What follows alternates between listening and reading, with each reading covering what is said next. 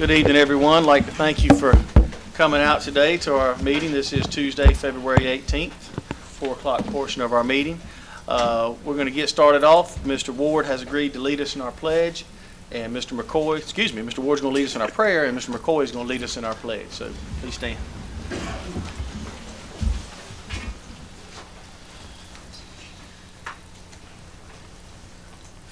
Let us pray. Father, we thank you once again, Father, for another day you have given us. We thank you for life, health, and strength. And Father, at this time, we ask you that you'll be with us as we make the decision for the people that you have governed us to be over. We thank you, Father, for this great county, state, great country that we live in. Father, we ask you to be with us in our do business. In your Son, Jesus' name, we pray. Amen. I pledge allegiance to the flag of the United States of America and to the republic for which it stands, one nation, under God, indivisible, with liberty and justice for all. Thank you, gentlemen. We are going to take a quick deviation to talk about the weather events last week. I think all the commissioners agree that staff was there, spent a lot of time there, from Mickey to Tom to all the emergency people that spent a lot of time here keeping us informed, and the folks that were out in the field, because the fire truck still rolled, the ambulances still rolled, and things got taken care of.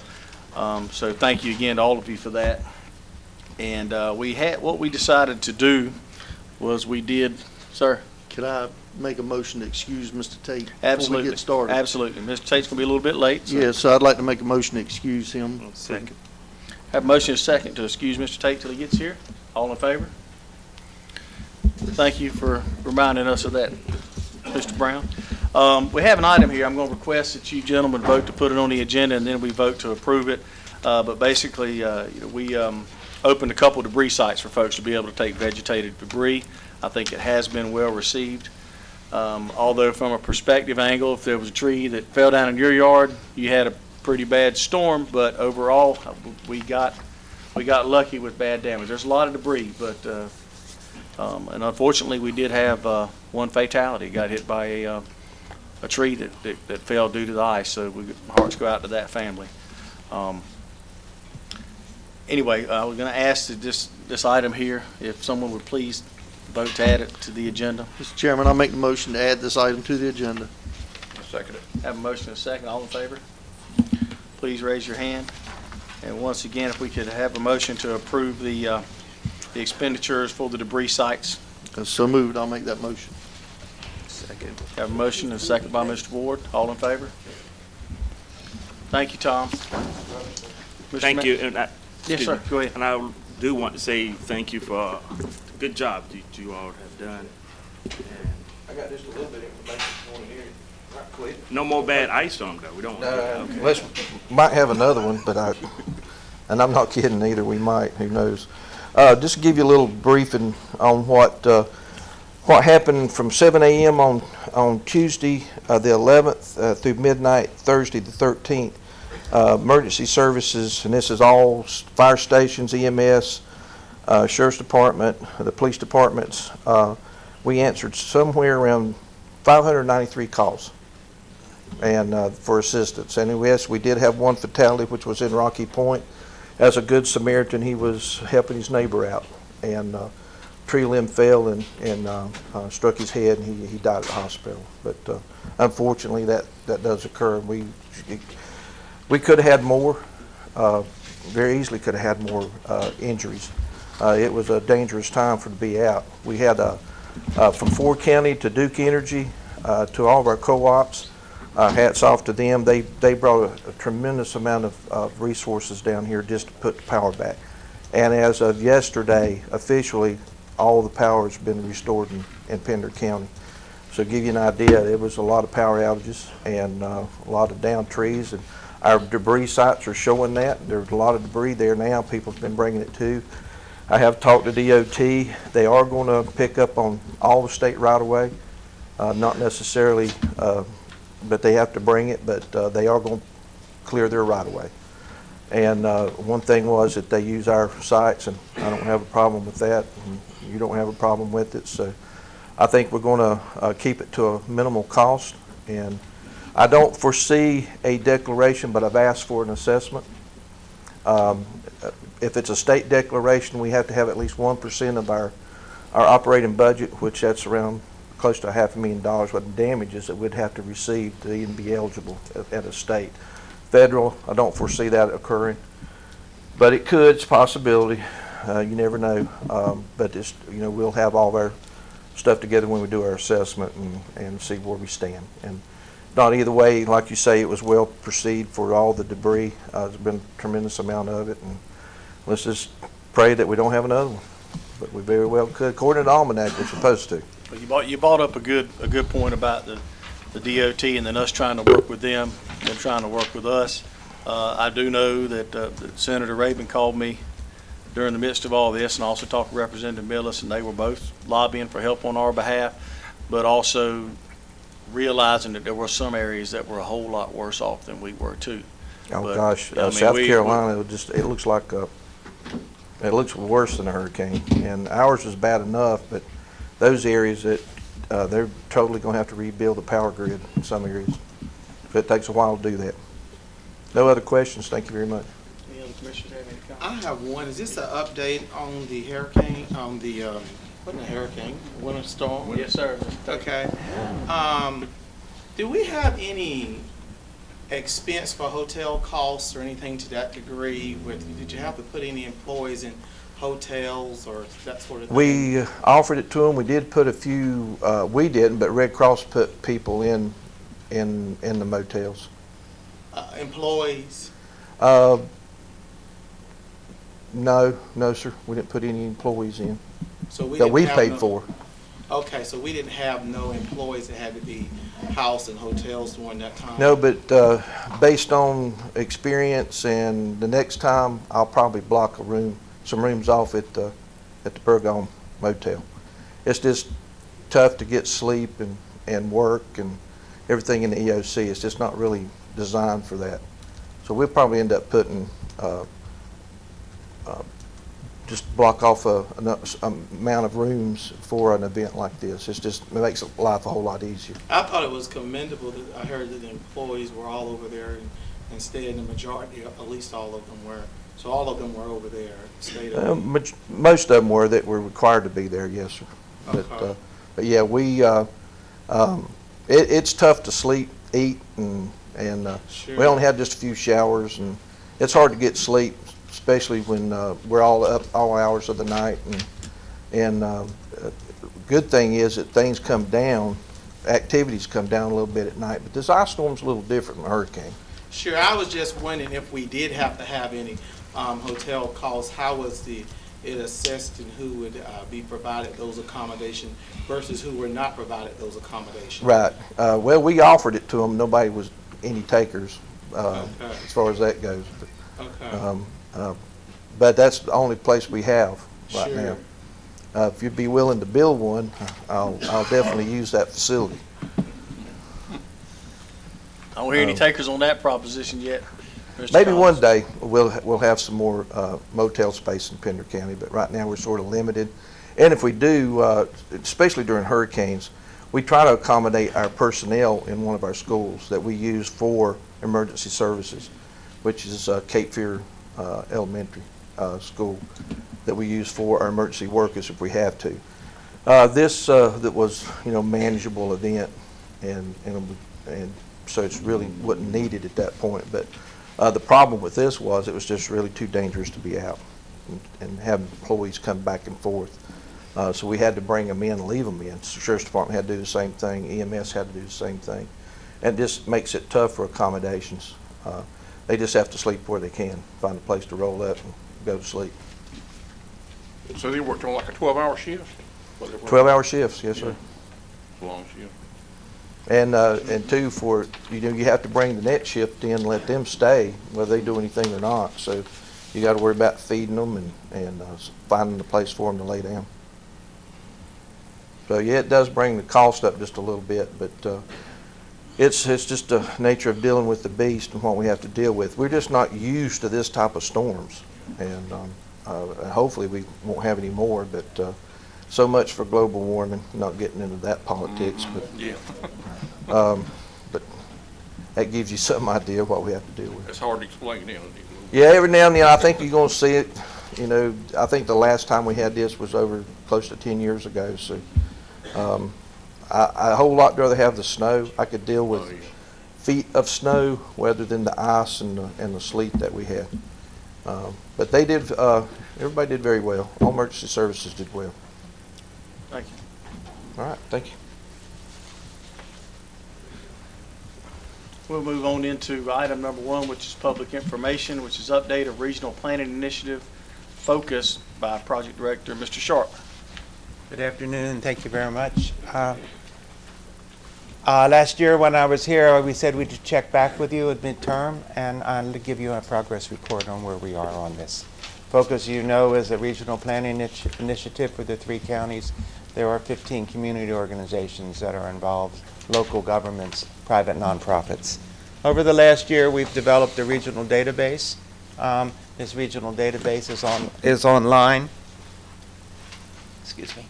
And it can be seen at our website. We have a newsletter that's going out to approximately 2,000 people. We have an interactive dialogue called Focus Forum, which is a way of reaching a younger group of people who have some opinions on this. We've been building dialogue with a number of organizations within the region, and we are cooperating with the other municipalities and counties that are involved in the planning operations right now. What we have done is we have established a regional database looking at demographic trends, and I'll focus this on Pender County in a minute. We looked at population projections for the year 2040, 25 years out. We've done a health assessment in the 3-county area in terms of health issues, and your staff has been very supportive in this initiative. We've also done a regional housing assessment in terms of the cost of people both living and paying for their transportation costs. We're in the process of doing right now a market survey on terms of economic indicators. We've been involved with citizen involvement, and we are reaching out on 6 subject areas that range from job opportunities to environment, health, housing, transportation. We have thought that it was good to bring planning down to a real level, and so we've identified 4 catalyst projects, and I'll go into that in a minute. One of them here is in Pender County, in coastal Pender. So what we're learning is that there are a number of good, worthwhile decision tools, and these decision tools are useful on a regional basis, that the cooperative relations are probably the core of this 3-county area working together, and that we're working very hard for citizen input. The end product of this is a 3-year initiative, and when the 3 years are up, we're gone. So what we will effectively deliver is a regional plan. When I talked about projections, we've looked at a number of population projections of what will happen over the next 25 years, and this is a middle range. There are projections that would suggest that the region will increase by 325,000 people, plus or minus, and a low estimate is 250,000 people.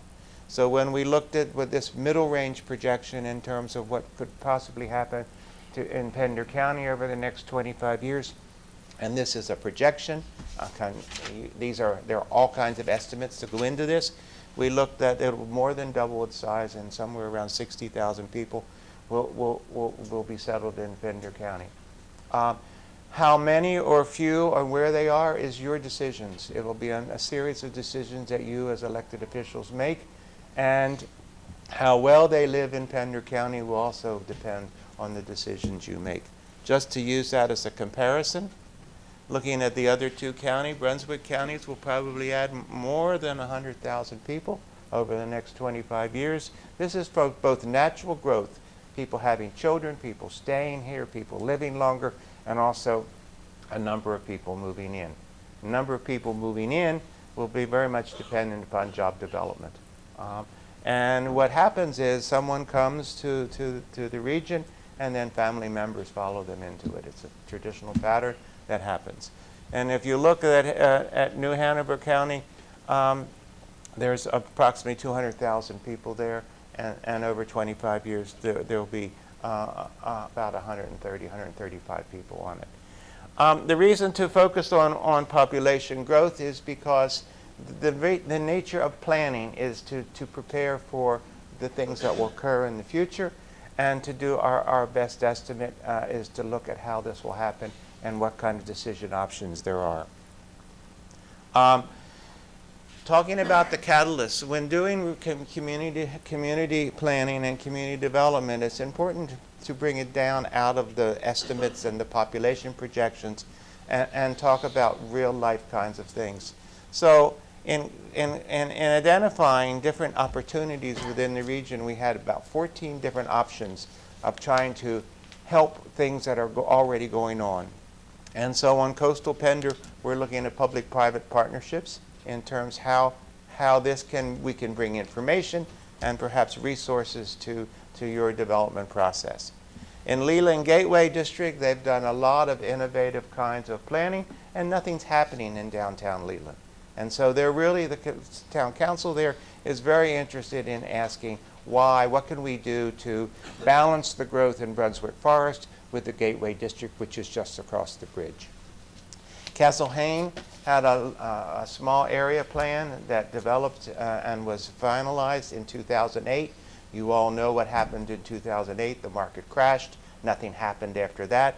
So what we were trying to do is work with the New Hanover County planners to bring this data up to date and use the investment that was done in 2008. That's been kind of morbid since that time.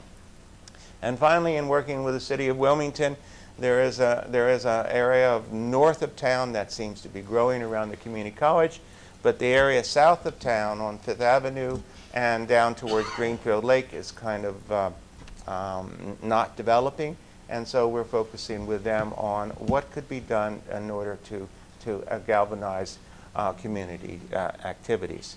The object, of course, is that communities live best if it's a place to live and work, go to school, and recreate, and have housing in the area. And so we're looking with each of these groups in terms of how good community planning can make the best of the initiative that will be coming. We will have an exercise in the spring, and we think the date is in early May. We think it is May 8th, to do alternative future scenario planning, which allows people to look at what if we make a decision on A, what happens if we do B, where will we end up, and what will the consequences be. This is an exercise of using this data, and we will cordially invite you and your planning commission to be involved in this, and as many of the citizens that are interested. And we find a number of citizens are interested in particular issues, and it helps us all if we will look across the board. So what we're asking for to the community at large, we're asking for support for the Catalyst programs. Let's study this together. Let's spread the word that good planning makes for good neighbors and good communities. Let's save a date for scenario planning and think May 8th and put this on our calendars. And let's talk about the options. What happens if we can attract better jobs? What happens if we can raise incomes? What happens if we can protect our farmlands? These are the kinds of initiatives that the public policy needs to talk about. We're asking leaders to next fall focus with us on a regional advisory committee to talk about the options and the consequences. We're looking at 300,000 people in the next 25 years unless something catastrophic happens. And this either can be a marvelous opportunity or it could be a whole lot of problems. It depends on what we do with it. Population growth in itself creates job opportunities, but it also pushes on our transportation, our schools, our investment on infrastructure. We're finding that people all over the region, whether they were born here or raised here or third generation or newly moved here, love their region, love their community, and really are interested in preserving the best parts of it. We are also hearing that people are very concerned about jobs, job opportunities for themselves and for their kids or their grandkids, and that population growth without jobs, it will not serve us well. And finally, we're going to be talking in the next year. We will end about this time next year. What happens with regional planning when the focus program goes away? We will have developed a database. We will have developed a regional plan, and this is something that the elected officials in the region will need to decide. The funds will run out. We will have had a plan. The plan may be acceptable to some jurisdictions and unacceptable to others. That's okay. But the changes and the challenges in the three-county area will continue, and the question becomes, how do we as a community then, over 500,000 people, move forward? This is our game plan. We're reaching out through churches and community groups in coastal and rural Pender and Brunswick counties. We've done 5 meetings in Wilmington. We are working with the Catalyst projects with the staff of each of these organizations to make sure that there's a good flow of information, good data, and good options brought forward. We'll do the scenario planning or alternative futures, looking at our choices, what happens when we get to junctions in the road. We will pull together the technical expertise from the area over the summer. And what we will hope for is to have something for you in the fall to look at as possible alternatives and policy direction. And next year, this time, we will close the project down. And I'll be happy to answer any questions. I know you have a very busy agenda, and this is the tip of the iceberg on all the things you're doing. Any questions for Mr. Sharp? I will say thank you for the update. It is a lot to take in, but the updates that we're having, I think, yeah, you want to make sure we share this. Yeah, I want to share this with you. This is a way of getting the more information. A focus to you is our reaching out into the communities in the neighborhood. Focus Forum is the interactive way of getting on, and our website is Focus Southeast North Carolina. So be happy to answer any questions. Your planning staff has been wonderful to work with. Your health department has been great to work with, and we look forward to working with you all. Any questions? Yes. A couple questions. You probably have stated this, but I was just looking at the 3 counties surrounding us that you are using in this project here. That's Brunswick, New Hanover, and Pender, correct? Yes, sir. Question, Onslow, why would that not be? This was a determination that was made by HUD, Housing and Urban Development, based on the metropolitan area, and when they made that determination, it was the greater Wilmington area, and Onslow was not part of it. I think once you have a regional plan, it would be logical to cooperate with Onslow, and there are some issues that affect both Onslow and Pender County that would be the basis of some good cooperation. The whole question of the railroads, Route 17, these kinds of questions. And I have noticed in Onslow that with the military base enlarging over there, a lot of things has been developed over there, housing and a lot of stuff over Absolutely. in that area. And the number of people working in Onslow County live in Pender County, and they're commuting. It was not our decision. As you recall, there were 4 of them in North Carolina. They were based on the metropolitan areas, Charlotte, Triad area, Greensboro, Winston, Asheville, and the greater Wilmington area. And I know I was hearing you saying that people through the years to have people that stay here, have kids, whatever, the growth is expected to come. What attract people to come to this area? Well, one is it a retirement like everybody says? Retirement isn't what it used to be. It used to be that people got old together and they retired and they went off into the sunset. Nowadays, we have so many blended families that what you have is you have one member who's working and others who are retired. So that happens, and so people who move into the area because of the environment, because of job opportunities, because of the beaches, because of the green area, because their farmland is still affordable, people are moving into the areas. And so what you have is one family member who wants a job, the other one who has a retirement, and then lo and behold, their kids or their aunts and uncles move here because they've come to visit. And you see this a pattern all the time. The other thing is the university attracts people, and when university towns tend to hold on to a number of the graduates. And also the community college. The community college is a way of a leg up on job market, and we have a good community college system here which you participate and share with New Hanover County. So you begin to put all these together. We have an airport. We have the only real working port in North Carolina. We have an interstate that connects 2.5 hours to the Triangle area. And so it becomes a very attractive area. And also people are moving away from bad weather. They should have been here last week, but they still got, my family's in Northern Virginia, and my grandkids came down last weekend, and they thought it was heaven, okay? We walked on the beach, it was 55 degrees, they thought it was like summer, okay? Because they had 2 foot of snow in Northern Virginia. So these are the kinds of human things that bring people to this area, and why people stay, and why they love it, and why they're willing to invest in the community.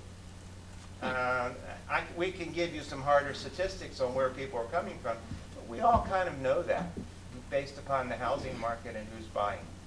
Okay? Yep. We know that. And one nice new water plant and waste treatment plant's being built, and one new industrial park to bring people in. That's So true. throw that in there. Okay? And people are moving ahead in terms of looking at opportunities. There are entrepreneurs who come, think they're retired, and lo and behold, they're back in the workforce developing their own industries. So it's an attractive area, and there is a demographic shift that's happening, and you're going to get a number of people from the Northeast, and they are your market, and a part of your market. But the other thing is that people invest into their communities. So they're not passing through, they're here to stay. Like Did I to say answer the your real question, estate. sir? Yes. Just like to say in real estate, location. And amenities, and things like good schools, water, sewer. It's amazing how things like bike paths and an opportunity to get to a park and access to local officials are all amenities in terms of knowing people that they're rooted to their communities, and these are the things that make the difference. Any other questions? I know you have a busy schedule. Thank you for Thanks, your sir. time. We'll be back in touch with the May date, and put it on your calendar, and we look forward to seeing you. Thank you very much. Thank you. Thank you very much. We'll go right into the consent agenda and ask if everyone is comfortable enough with the consent agenda as submitted. So we've got public comment, Mr. Chairman. I'm sorry, I went right over that. Please forgive me. We have no sign up. We have no sign up. Well, thank you for catching me anyway. All right, we'll go right into the consent agenda, gentlemen. I'll make a motion to approve. Second it. Have a motion and a second. I think I did hear Mr. McCoy just ahead of Mr. Tate. All in favor, please raise your hand. Thank you, gentlemen, and thank you for catching me on that, Mickey. We'll move into resolutions. Item number 6. Mr. Mack's going to come to the podium, I believe. Resolution authorizing approval of the award of lump sum base bid for the renovation of the New Hampstead Annex campus and the authorization of a purchase order for said contract. And we've been working on this a long time. Glad to get Yes, this we done. have, and we are there, gentlemen. I have just a couple slides to show you just an overview of where we are and where we're heading with it before we get into the agenda item. This is, the front of the facade of the current school. Mr. Boney wasn't able to join us today, but I do have 2 of the other architects who worked on this project from LS3P are here with us today, Mr. Elliot O'Neill and Mr. Andy Aratakis. This is Mr. Boney's grandfather's original ledger from 1924 when they built the school at a total cost of $52,698. I like his cost better. A few days ago. This is actually the ledger sheet from how he paid the general contractors, the plumbers, and the other sub-consultants. So it's in the archives. Just a reminder, there's 3 buildings currently on the campus. We have the main building, the 2-story brick building, the cafeteria building, which has come under a couple different names, the annex building, the cafeteria, the sheriff's building, and there's the ancillary building in the back, the block building. We did not we did not include the block building in the scope of this project. That's something I think actually Public Works staff, we can chip along in as time and money allows. So the main focus is on the main building and the cafeteria building. I apologize for the non-clarity on this. This is basically the campus and the improvements. This is the ball field. There will be 2 points of ingress, egress. There is a traffic signal here. We're working with DOT to get that coordinated with the signal, drive in and around the building, sidewalks throughout the campus of the building. This is the ancillary or the annex building, the cafeteria building. This is the block building I said that is not in this project. One of the cost drivers that we didn't really anticipate, or I didn't anticipate in my feasibility study, is the stormwater detention pond. There's a lot of stormwater improvements. The site's pretty darn flat, and the stormwater pond actually is pretty large to meet the state requirements for stormwater retention. But that's the general layout of the site. Again, I've got actually half-size drawings here.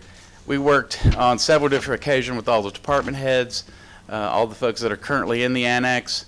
We asked them what their 10, 15, and 20-year projections are for increased staff, services.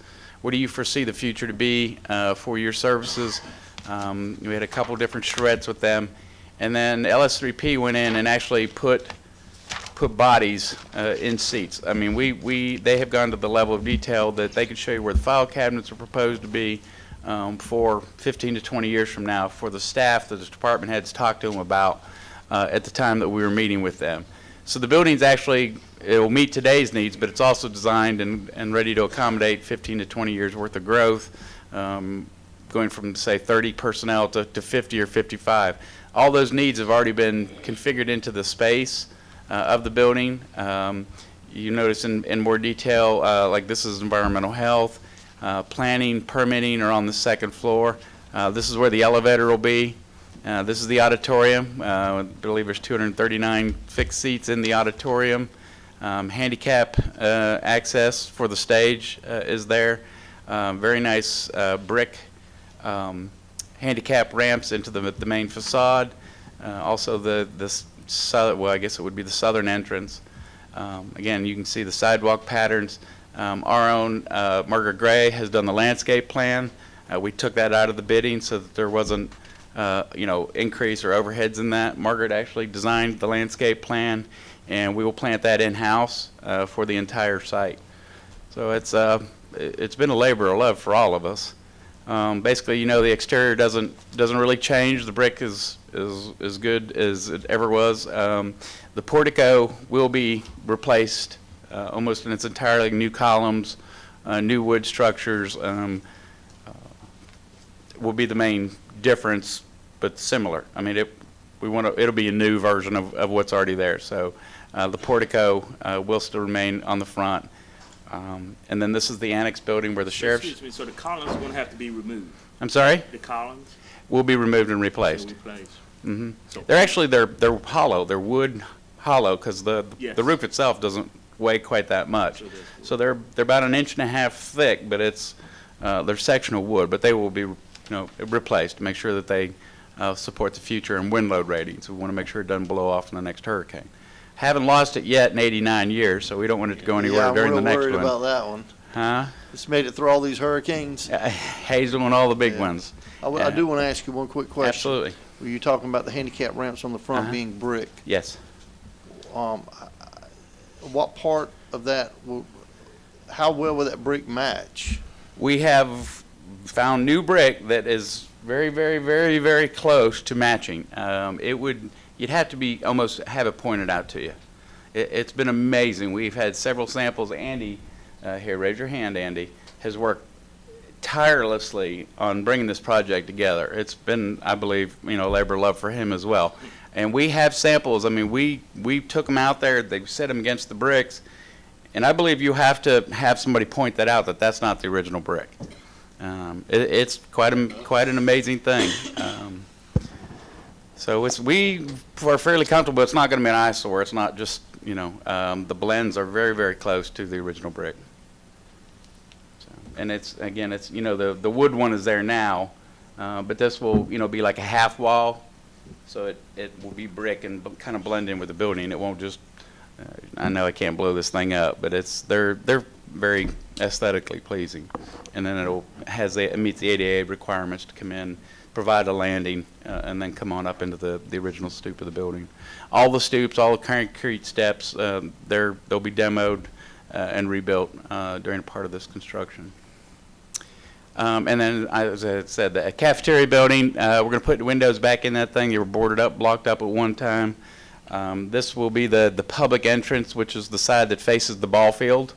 So this will be the entry doors. We're going to get windows back in the facade. The front that faces 17 will have 2 windows, but the door will be bricked up. So we have one primary entrance. There will be, of course, an emergency ingress egress at the back door for the sheriff to bring folks in. The holding cells, there are 2 holding cells designed and proposed to go in this building. Sir? Guests? Overnight guests. Depending on what the weekend went with, but that's the back entrance was to bring, for the deputies to bring folks into the holding center. Why will you not use the door on the west part of the building? Yeah. Why not? The main, the front roadside frontage, as it's laid out, this opens more into an open space than this one does. We actually have this split into 2 offices to maximize the space. I know you can't. Not with this question, I didn't know the reason why. It's right here, sir. We've got it all used for office space. Where the entry was here, again, it was a workflow design. They can come in the side door. The magistrate's office is dead ahead. There's viewing windows that'll be in it, so they can, the deputies can keep an eye on what's going on. So the better use of it was for office space, and so we're blocking the door. So the doors that's on the south end is closed too? That's correct. Really? Yes. Well, That's the entrance. That's where the it will no breezeway longer is. have the breezeway and all. Yeah. I think it's, an employee entry? Yeah. Employee entry. So it is Yeah, open. so the public entry will be here. There is an employee entry to go to the main building. And then, like I said, on the eastern side will be entry to the holding cell area. So There's 3 doors. You're still going to have an entrance area where the breezeway is now? Yes. That's the south, yes. Yeah, but there won't be a breezeway. I mean, we don't necessarily want the interconnection between the 2 buildings, with public access. Type facility. Yeah.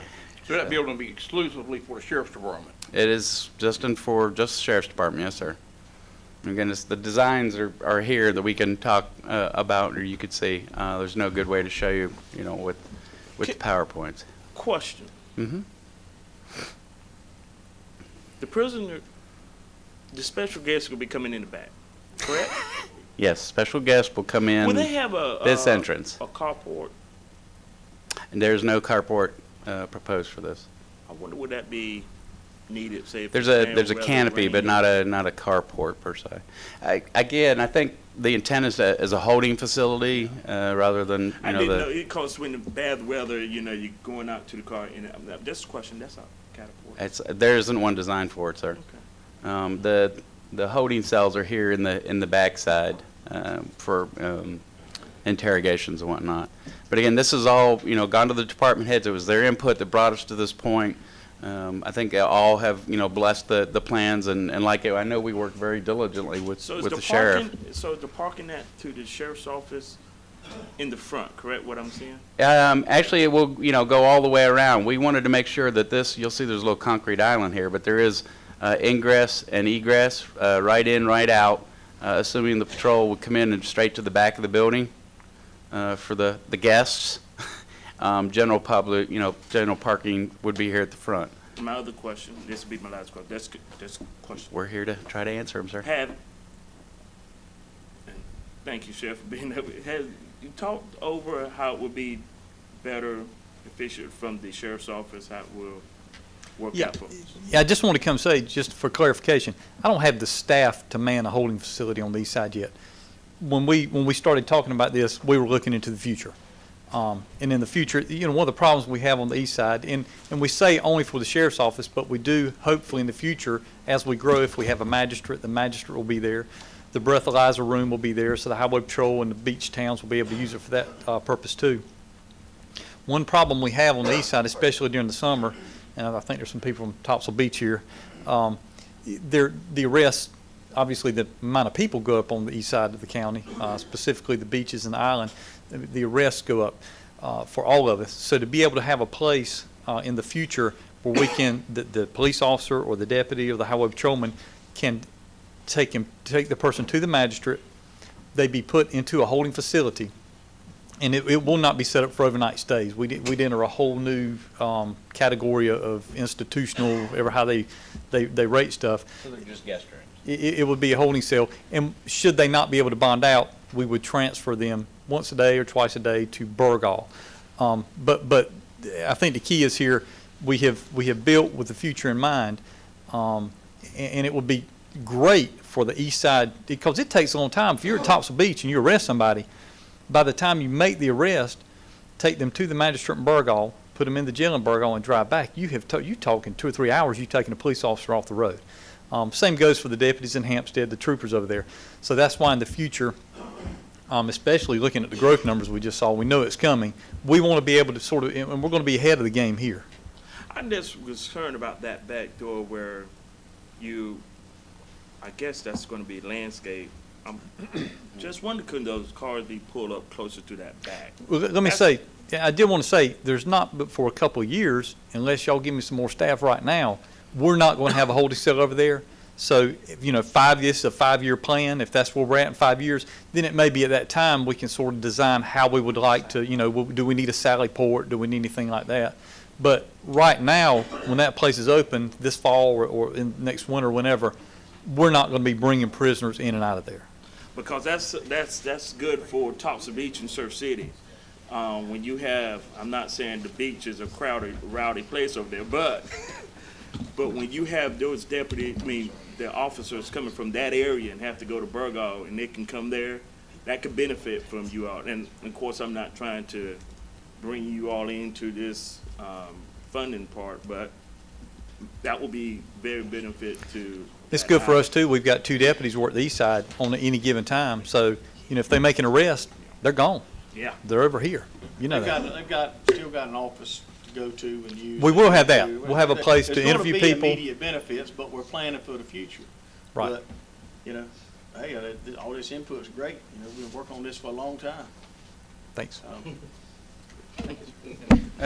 Also, Commissioner Ward, the architect did confirm there's a canopy leaving the east side of the building that extends halfway to the parking lot. So it's half of it is covered from the parking lot with the canopy. This question, I'm sorry, I didn't mean to. We'll make it a little wider. You can drive in there. We'll get valet parking if you like. Just kidding. That's all the slides I have. I did want to go down through the bids. If you have any specific questions, please feel free to ask them. I explained to you that we've been at this a long time. We did want to pre-qualify the contractors. We advertised that in 3 newspapers, including the MBE, the local MBE newspaper. From the list of 11, 5 were pre-qualified in November to bid the project. Once we got all the permits in, we sat down with the architects and had an independent cost estimate done. At that time, the cost estimate was over $4.2 million. Well, I knew that wasn't going to fly, and I wasn't going to put that on the streets. So we immediately started working on value engineering things that were nice to haves but weren't need to haves. We got the cost estimate down much closer, probably 3.4, 3.5. Again, they're always conservative. We always try to prepare, for the worst case storm. Then we also broke it into alternatives, add alternates to give you options for the award of the contract. Alternate number 1 is for the sheriff's annex, the cafeteria building. We had estimated that was a $400,000 to $450,000 option, is why we set it aside as an ad alternate. The bid for that is only $262,000, which equates to about $88 a square foot. Number 2 was the energy efficient windows. The windows that are out there were replaced at some time. I don't know by the community college or what. They are very actually cheap, vinyl clad, non-energy efficient. There's most of all the panes are broken. The thermal shields in them are gone, and we actually had Cheatham and Associates do an energy efficiency study, and their assessment was that by putting energy efficient building windows in the building, we would save $40,000 a year in electrical heating and cooling cost. There are, as you know, a lot of windows in that building, and thermal loss through glass is very quite high. So that was also an ad alternate with the energy efficient window replacement. Again, the original cost estimate that we got was $208,000. The base bid, the alternate bid from Monteith came in at $169,000. So if you figure $40,000 a year in energy efficiency savings, we've already paid for the windows in 4 years, and then we continue to, not spend that on heating and cooling for the lifetime of the building. 2 other alternates were added to it. 3 was for the main building roof. It's PVC membrane system. The standard spec on a roof is for 75 mile an hour wind.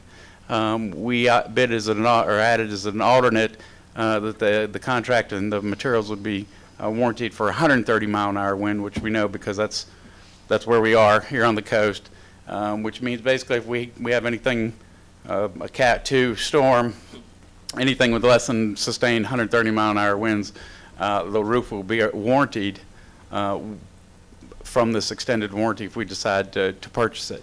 Otherwise, it would go on our insurance. We'd have to file an insurance claim, pay the deductibles and all that. So for $22,000, we get a 130 mile an hour roof versus a 75 mile an hour roof with 20-year warranty. And then the same is on the portico. The portico will get a metal roof this time. To add a 130 mile an hour warranty, 20-year warranty on that is $2,000. So if you take the base bid that Monteith Construction provided, it's $3.129 million. With the 4 ad alternates, the 262, the 169, the 22, and the 2, the base bid plus all 4 alternates is $3,584,000. Recommendation from staff and LS3P is that we do award the base bid and all 4 alternates. However, like I said, we provided these options for your discretion, however you see fit. We've worked, Mr. Watson and I have run the numbers, and we can provide you the cost differences if you so choose to understand those numbers. I think I alluded to the information in the memo. I don't know if you brought them with you or not. We're paying about $167,000 a year for the building we're currently in, the leased building. It's because it's the monthly lease plus the property tax plus the maintenance, all the air conditioning, of course, utilities and whatnot. So on average, we've been paying about $167,000 a year to be in that annex or the lease building. That lease expires October 31st of this year. To my knowledge, there have been no communications about extending the lease. The goal has been to be in this building by then, and this is where we are. So we compared that when for the debt service for 2 different alternates. If you were to award just the base bid, the delta on that between the lease, and again, we're assuming the lease would stay the same. Say that we're not ready to do this and we want to go entertain another lease. I believe that we would get the same rate. I'm sure there's going to be an escalator. There could be annual escalators. The current lease we're in is a 3-year lock-in again, but it expires. So if we assume the flat lease rate and you award the base bid. That is an increase over what we're paying for the lease space of $44,756 a year. So roughly $45,000. It's just awarding the base bid. If we just award the base Not the bid, alternates. that's correct. I have that number for you next. If we award the base and all alternates, it's $75,478 a year over what we're paying at for the lease. And the delta between those two, the base bid and the all-in, is $30,702 a year. And that's, again, assuming about a 4% interest rate for a 20-year How debt. many years is 20 years, sir. 20 years. And invested in the county facility versus paying for somebody else's investment. Right. So it's, Mr. Watson actually had some new numbers run today, so we've got a very accurate, snapshot of the cost. Okay, I'm going to jump ahead just a second. I know if we do this tonight, what's the projected date this will be completed? Andy, I believe it's a 6-month contract, right? We end of August, again, Pushing close to October. yeah, we're getting very close. We don't- so We want to the stay reason on I'm track. asking, Does that includes the room for the guests, the Yeah. annex building? Right, if you award at alternate number 1, it would have the So all guest this, room. all this will take place at the same time? Same time, yeah. The contractors bid the whole thing, and then they sliced off the alternates as we asked. Based on what we found, and Mr. Elliott did an analysis of the unit prices per se, basically they threw the sheriff's annex in at cost. Their profit margin, The reason whatever. I'm asking this is not about the cost so much, it is about the time frame of these things It's- finishing up. it's the I'm same. more concerned with getting the main building completed and ready before the annex building. We want the annex building completed and ready, but I don't want it to hold up the bigger project. It's the same. Because for this to happen, we need to be out before October. That's correct. Our plan is to be out in September. Yeah. So that we've got a little float there just in case a hiccup occurs. That is the schedule that we're on. But it's no different whether the annex is there or not. It's a couple more employees. And again, I don't know if Mr. Monteith is in the room or the representative, but they're very excited about this project. As I've alluded to, they were the general contractor that built the Wilmington International Airport, the Cape Fear Community College last parking deck, the new Hanover County Government Complex. Very, very outstanding contractor, and that's why we wanted to pre-qual them so that we knew that the folks that bid this knew the deadline, knew the schedule, and could commit to it and get the job done. And quite honestly, between these gentlemen here with me, we're very excited about the low bid contractor being Monteith. The original owner and founder of it, Mr. Monteith, was at the bid opening with us. His son now runs the business and the CEO and president of Monteith Construction Corporation. But the original founder was actually here at the bid opening, and they're very excited about this. So, Well, Mr. Mack, we've got a pretty good run going lately on bids, because Yes, we've sir. got a lot of projects going on. And I think we talked about this a while back. It is a good time to get things bid and Yes, get sir. them built. And I'd like to thank staff for recommending this to us. I'm not sure 100% which way, if the board wants to go with a 3.584 number. I think you've done a very good job of explaining it and justifying it, why it's worth doing it now than to come back and do it later. And there will be payback for the sheriff, but for having that building. There'll be some immediate use of it, but yeah, the Absolutely. full utilization will be a little bit down the road. But I thank you for thinking ahead, and I got to tell you, I've gotten a lot of good feedback. I'm hearing a lot. This is personally, from a personal perspective, people I run into, they see the activity going on at that building, and I get a lot of good feedback. Now, I'm sure there's people watching this that are dead set against it, but the overwhelming majority of people that I've come across are pleased to see the activity going on with that building.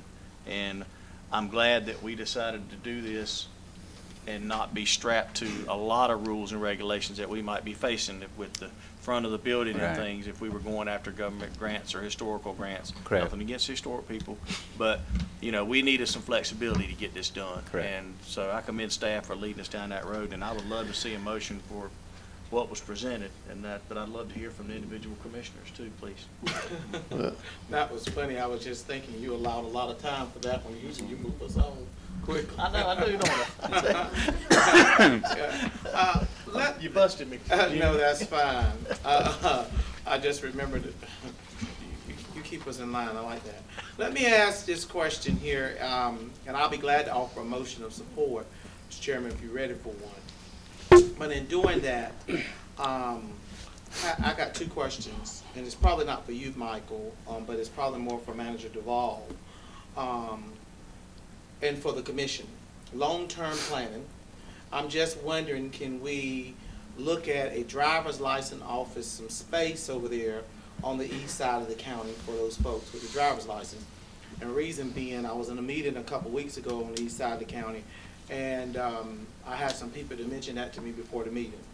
And that is a concern, and especially when you have a retiring population and so forth. I think all of the amenities that we can make possible that they won't have to travel that far is good. We need to think about that in that space. Mm-hmm. And I also want to ask the commission if we could long-term think about the possibility of seeing something I know we had talked about briefly some time ago, some years ago, is possibly having some space for court being allowed over in that building also long-term. Those are two things. Since we have the building, I'm all about maximizing and utilizing taxpayer dollars to the full extent. So if we can utilize for those two additional services for a court space as well as for a driver's license office, I think that would be good.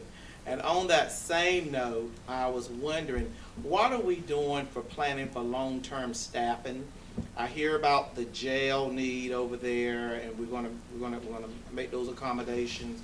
And I hear the sheriff already made his comment very early, which I would have too, that he's gonna need some staff at some point to staff it to make it fully usable like we want it to be. But I was just beginning to think about all of those other departments as well. So I just wanna ask the commission, while we are building or while we're renovating this building, let's be fair to the department heads as well and get them some staff for the building. We need to think about staffing for the building. I would think, knowing you, you're thinking it would be, we're gonna have to phase it in over the next several years, but don't act surprised when they come to us at budget time and say, oh, by the way, we need some bodies. I appreciate you bringing that up.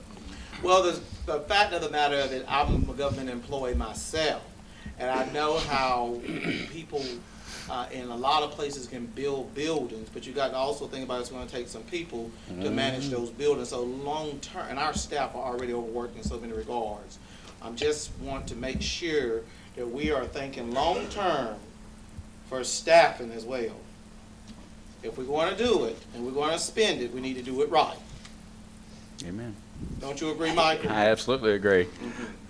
Well, I don't think we were planning on just leaving an empty building over there. We're gonna put some bodies in it, I think. Oh, and there's Now, been we do more have people requests. we do have people working over on the east side. Are you talking about increasing the number of folks? There will be, as Yes. time goes on, there Yeah. will be, because of Yeah. the way that things are. As I know as growth population takes is growing, place, the but demand for this is- services will increase. I don't think you're looking at anything that we're gonna have growing pains, and that's all part of the growing pains. I don't think when you open the door, you've got to throw a whole bunch of people in there at one time. But I do think that we're gonna probably have to deal with this as we do grow and increase in size over there. I want to see us fully staffed when they open, furniture as well as staff, full capacity, so we can fully utilize it when we open. And also, it would be good if we had a place for tourism over there as well, a site for them to do as well.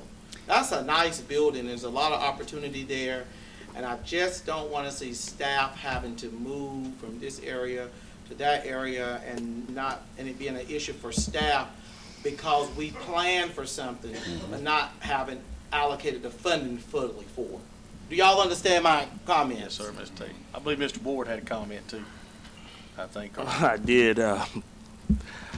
I was going back, and I guess it's just for my curiosity when you was mentioning the courthouse. I guess this question is for the attorney. Can a courthouse or can you have business outside the county seat reference to courts? Yes. Okay. And you see, I said nothing about a courthouse. No, I didn't say nothing about That's court how- business. that's how I said court things business. happen. I said court business. But what I was talking about is court I said court business. Wrong. I'm getting a I call said more. court Right business. now, I'm getting The I court, do not want to move Burger the House. courthouse is in I said Burgall. court business. The court And that could be auditorium. an annex. Anything can be a Mr. court Tate. annex. I was just saying Tate. court The business. courthouse is in Burgall, and that's what it's gonna be at. Yes, sir. I second said that. court business. Uh-huh. I'm just talking about I did say court wrong. business. All right, Jimmy, now's what I'm supposed to do. Now, since Court this is auditorium, something right? I've been pushing for so long, I would like to make the motion on this. I'd If love we're to do finished with this I discussion. withdraw that. That's true. I'd This like has to been say one more yours. comment. Go ahead. Yes, sir, Mr. McCoy. I'm on this side of the county, I'm getting a lot of heat on this stuff. I mean, a lot of people over here, all they think about, but I have to look at the whole county and, what it's gonna do for that side of the county, and we can't just look at one side. So, I think it's a good thing, but I want to make sure we do this the most cost-effective way we can, and, because people are gonna be asking questions, I tell you, I face that every day. But, this building, I think, is something that will add value to the county in the future. The county's gonna be growing. What was it, the last 10 years, we've been the 10th fastest growing county in the state. We can't, I believe in strong infrastructure. We'd be willing to spend money on to our buildings, and, a lot of people complain to me even about the sheriff's department. Say, why do they have so many new cars? I said, we don't want our sheriff's department going around and broke down cars. I mean, really. You can hear all these comments. People are, but you gotta look at the side and take the heat sometimes, so I'm supporting this. Well, I'm glad you brought that up, because I've had the same conversation with folks over here on this side of the county. Here's the thing, if we're gonna have an annex, we're gonna provide an annex on the east side of the county, and it looks like we're gonna provide an annex on the east side of the county, and if we are, this just seemed like the most practical plan to put in place to utilize your own property, utilize your own piece of history, rather than building something new or keep paying someone rent. I think we're gonna have to have an annex on the other side of the county. We can't, there's hardly any way with the size of that area over there now, the amount of people that's over there, the building going on, and, you've got to have something over there for the citizens on that side of the county. So I'm willing to step out and walk out on that limb, if that's the way you want to call it, and I'm ready to make a motion to make that happen now. I'm sure enough ready for one. I have a question, but I'm good for this after it, though. That's fine, yeah. Sure. Okay. We got I a made motion the on the motion table? to approve.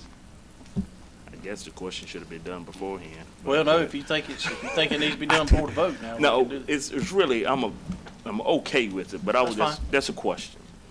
This project here, the project, estimate was around 3 million, but we added on another 500, correct? Yeah. So that left, I mean, we just went over about 84, roughly, about 100. So Yeah, that's the all. site improvements, the Yeah. concrete, the sidewalks, the stormwater was where I underestimated a year ago when I did my estimates that I brought Well, to you. It was just one, I was just I- wondering I where gave you a was. I know range. we close around that range. Yeah, well, like I said, I told you 3 million a year ago. Well, we talked about 3 million on the main building. Now Right. we're looking at all these four alternates Right. here, that is costing, what is it, 3.1? 3.129, it's on the screen, sir, right Yeah, there, I'm is sorry, the main 3.1 building. It is up there, 3.129, and now with these, all four alternates, you're looking at 300. 3.5, and all the improvements have to be done. The parking lot all has to be done, the stormwater all has to be done. There was so- stuff from the high twos to 3.5. Yeah, When you get the 10,000 foot Yep, flyover. yeah. So. I gave you a working range, so it's, Yeah. I tried to bring it in, and I and will which tell you did, those projected costs was right around where you figured. That's all. You That's know, all. I that's- was- somewhere. I've been around. on my knees a lot praying, the numbers come in good. The 3.129 actually does include $150,000 of contingency for unforeseen items. Yes. So So we that's, still might be under. we're kind of, Don't jinx us. yeah, The it's- but we're- you're we're saying planning. The storm runoff hit us a little bit differently. that when we actually got through the stormwater, the express permit reviews and everything else, the pond became bigger than I originally estimated. So there was probably 400,000 plus in there that I didn't put in my original estimate, which brings us right back to the 3.5. Put some ducks in there, And even Mr. Monteith said that the time was right. We were in one of those ebb and flow cycles. So we just pull that out of his department? Is that what we do? We have a motion. Can we get a second? Can I raise my rate? I'll be glad to We second. have a motion and a second by Mr. Tate. All in favor, please raise your hand. Thank you, gentlemen. This has been an interesting project. The board's had to be asked to step up here and you talk about explaining. I think staff, manager's office, and Butch and Michael have armed us well to be able to explain why we're doing it. I think it is a good deal. So, thank you, gentlemen. Appreciate the folks you brought in here with you tonight. Well, they're the ones that have worked endlessly to make this right. It is going to be a very you're something you'll be very proud of. I did bring color selections. I'd sent them to you earlier. I don't know if you had a chance to go by and look at them, but I would still like to get your feedback on the interior theme color. We've prepared a brown, a gray, and a blue. I owe you an answer back, and I'm sorry. All of you do. I never got a response from anybody. So can't tell before you- I I slap can't tell paint you I on there, I like them kind all, of can I? want to know where you guys want to be. So if you'll make a point, huh?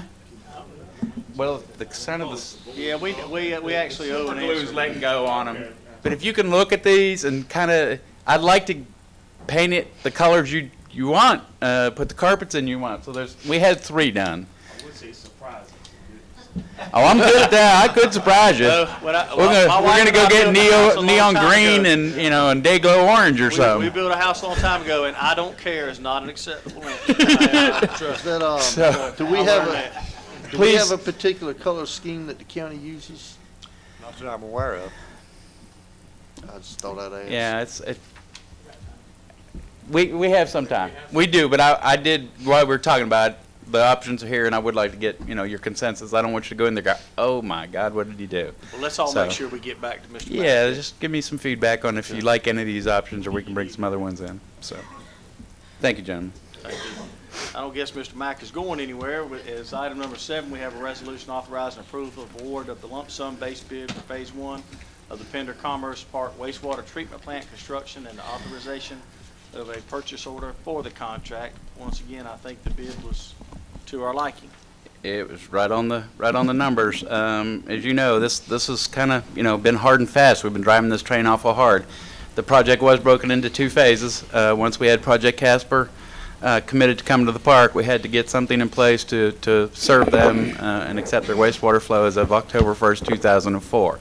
There's no way to build a 500,000 gallon wastewater treatment plant in 12 months. So we're doing in Phase 1 what we need for the holding facility so that we can do the pump and haul, so that Casper opens their doors and starts processing October 1st as we contractually committed to do. So McKim and Creed has done a heck of a job getting up on the wheel on this thing to get it together, to get the permits done, get the bids out. And this is, as I mentioned, for the Phase 1 improvements. There is a submersible pump station where the wastewater will come in, and the Commerce Park is under construction, by the way. You might want to go out and take a look. It's changing daily. There's a pump station that would accept the flow from the collector system, wet well, valve vault, aerated equalization basin. This is basically the holding tank. It'd be a concrete holding facility where the wastewater will come in from the Commerce Park. Associated yard piping, electrical controls to run this phase. Again, this was all done to meet the commitments that we did for Project Casper. Second phase, we're at 60% on the planning and the text. We got that actually got those in the office today. We're on track with our grants. We're at $3.925 million in grant money so far for the wastewater treatment plant project. We'll be bidding that in about May. We could go sooner, but the EDA has to review the plans and specs. So there's about a 60-day float between when we were going to go out for bid and waiting for their concurrence, because it's worth $2.275 million to wait 60 some days for their concurrence. We did get this on the street. The bidder's response was excellent. 7 contractors submitted bids. Tony Bowen is here from McKim and Creed with me this evening. Reviewed the bids, completed the tabulation, did the due diligence on the contractor, and hereby recommend award the Pender Commerce Park Wastewater Treatment Plant Phase 1 to, is it Gio or George? Which?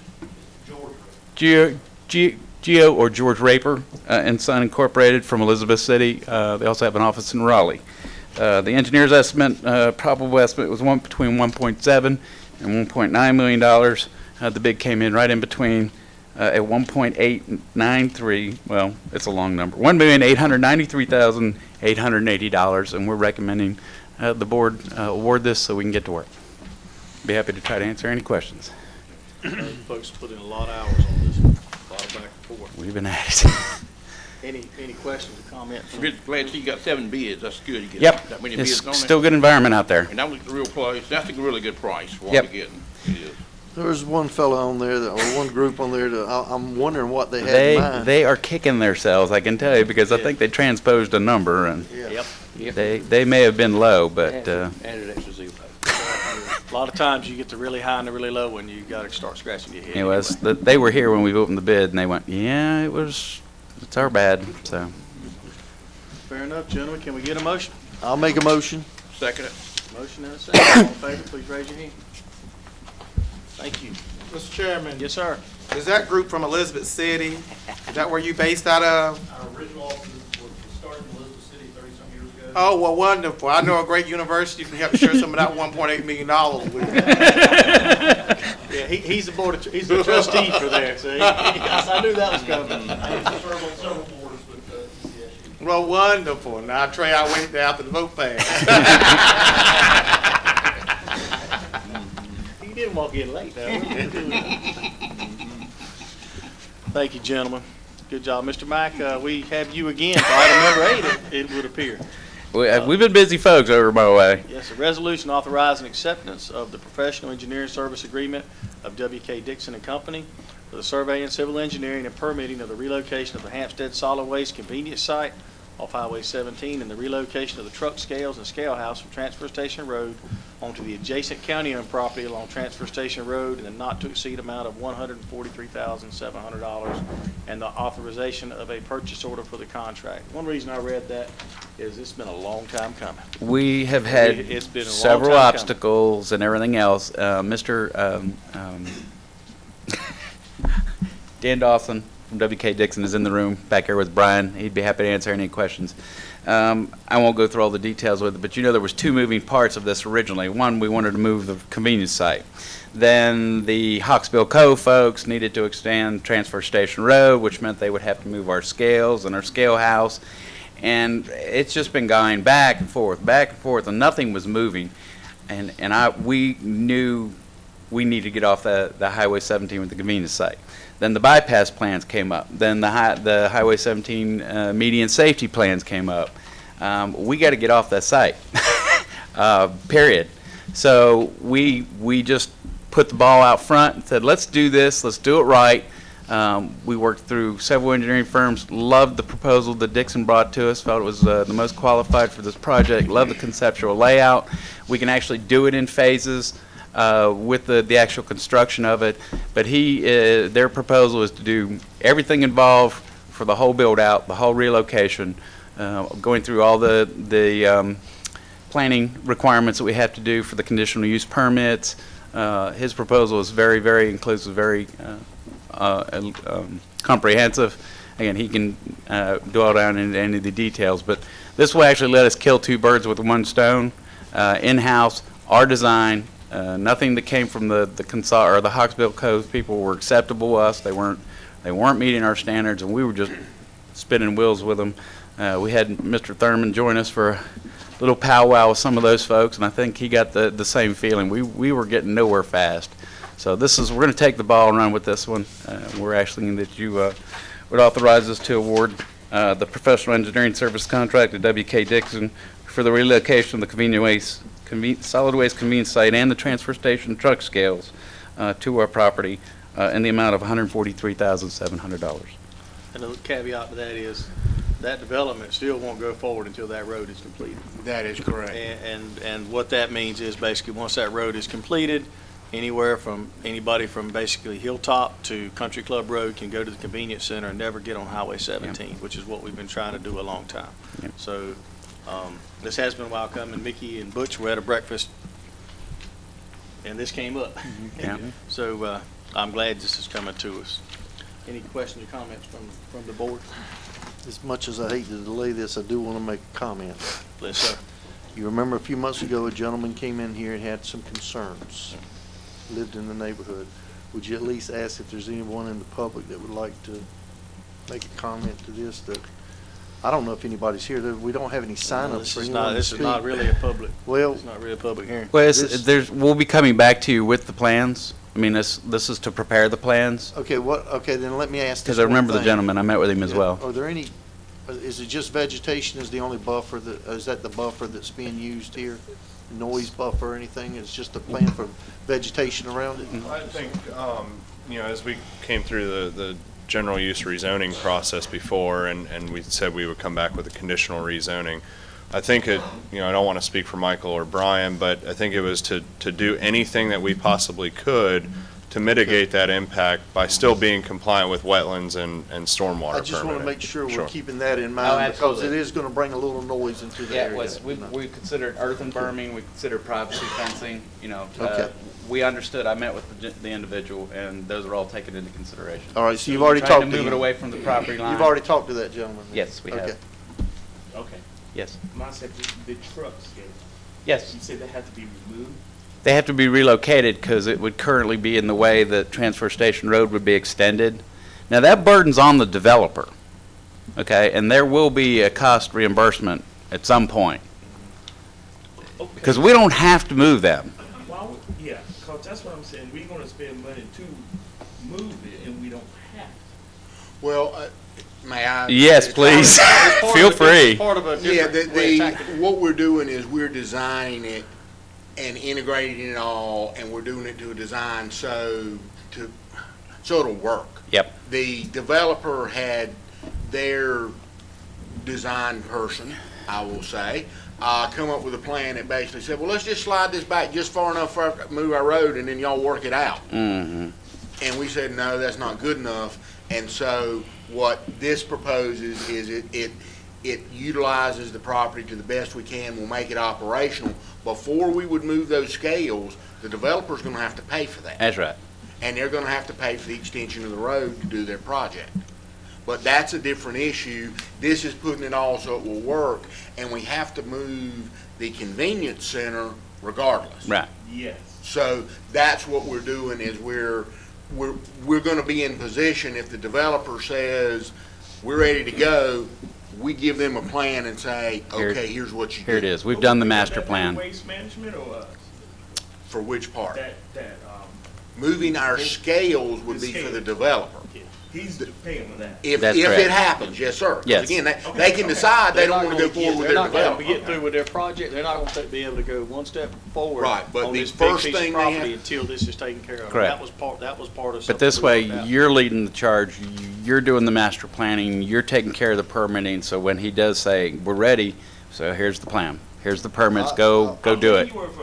I will say this, that has got to take some of that danger and that safety issue that's out there away from that area, because that's a dangerous place out there the way it works. Oh, absolutely. Well, That's and why still, we you don't really have a wanted to right. get it moving. Everybody going north will be turning right, won't be crossing traffic, but also if traffic is stacked up 3 or 4 deep to leave, it's stacked up 3 or 4 deep beside, on a road that's not Highway 17. Mhm. And people take chances, they get backed up, here's my window to get in there, that kind of thing, and then somebody's pulling in, and I go there every weekend, somebody's pulling in, all of a sudden they stop, and I see people pulling here, Yeah. Yeah, and they it's- get hung out to dry, so to speak. So, Sir. yes, sir, please. Question. Uh-huh. The road, that transfer station coming out to 17, Uh-huh. will you all make that a 3-lane based on those who want to make that left, right, those who coming in? Because right now, you're gonna have people coming in, and that 1 lane for people either make that left or right. And that's gonna back up, not saying that traffic is gonna be heavy, I don't think, I'm not sure, but I'm just wondering. Sure. We won't as part of this project. Yeah. That will be out on 17. So that'll be DOT, we have to talk. That's, well, in part of the Hawksbill Cove approval process, they had to complete a traffic impact analysis, which is basically saying what off-site improvements are you going to have to do. So When warranted, and that's the key term, when warranted, that developer will have to pay to put in at least a traffic light at that location. I could go back to the TIA and look as if it was recommending any more turn lanes, but I know for guarantee, I can confidently tell you that it is the developer's requirement to put in that traffic light or other. I would, that's just me. Sure. I would strongly recommend that they put in that little alternate lane.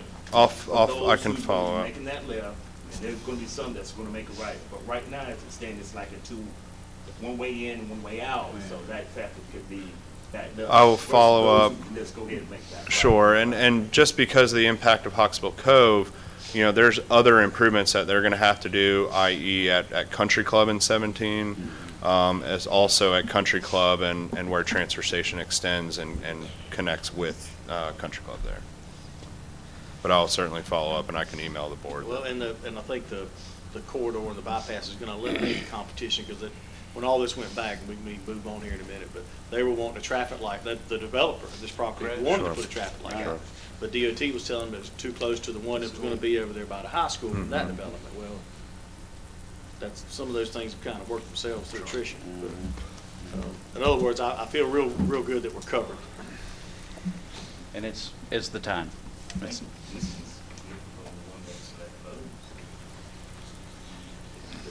It was the one at the school that concerned them. There's gonna be another It was going to be, they were going to be two immediately right beside each other.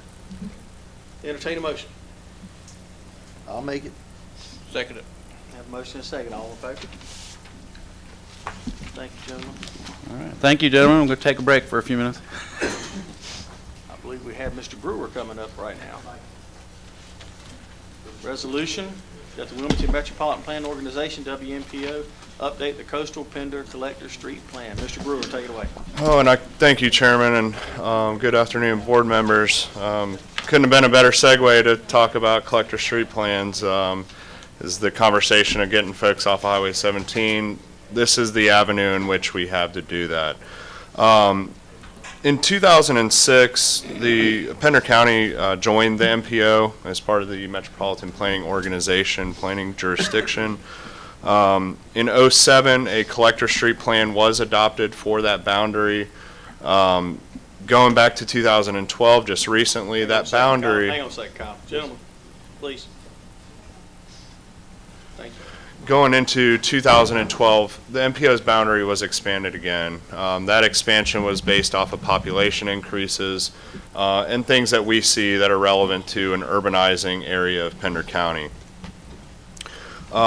With recent public and private investments within the county, it's staff's recommendation that we move forward in updating a collector street plan to encompass the other geographical areas of the county, as well as look at a little bit more comprehensive approach than what was done in 06 to get some implementation measures in getting these collector streets built.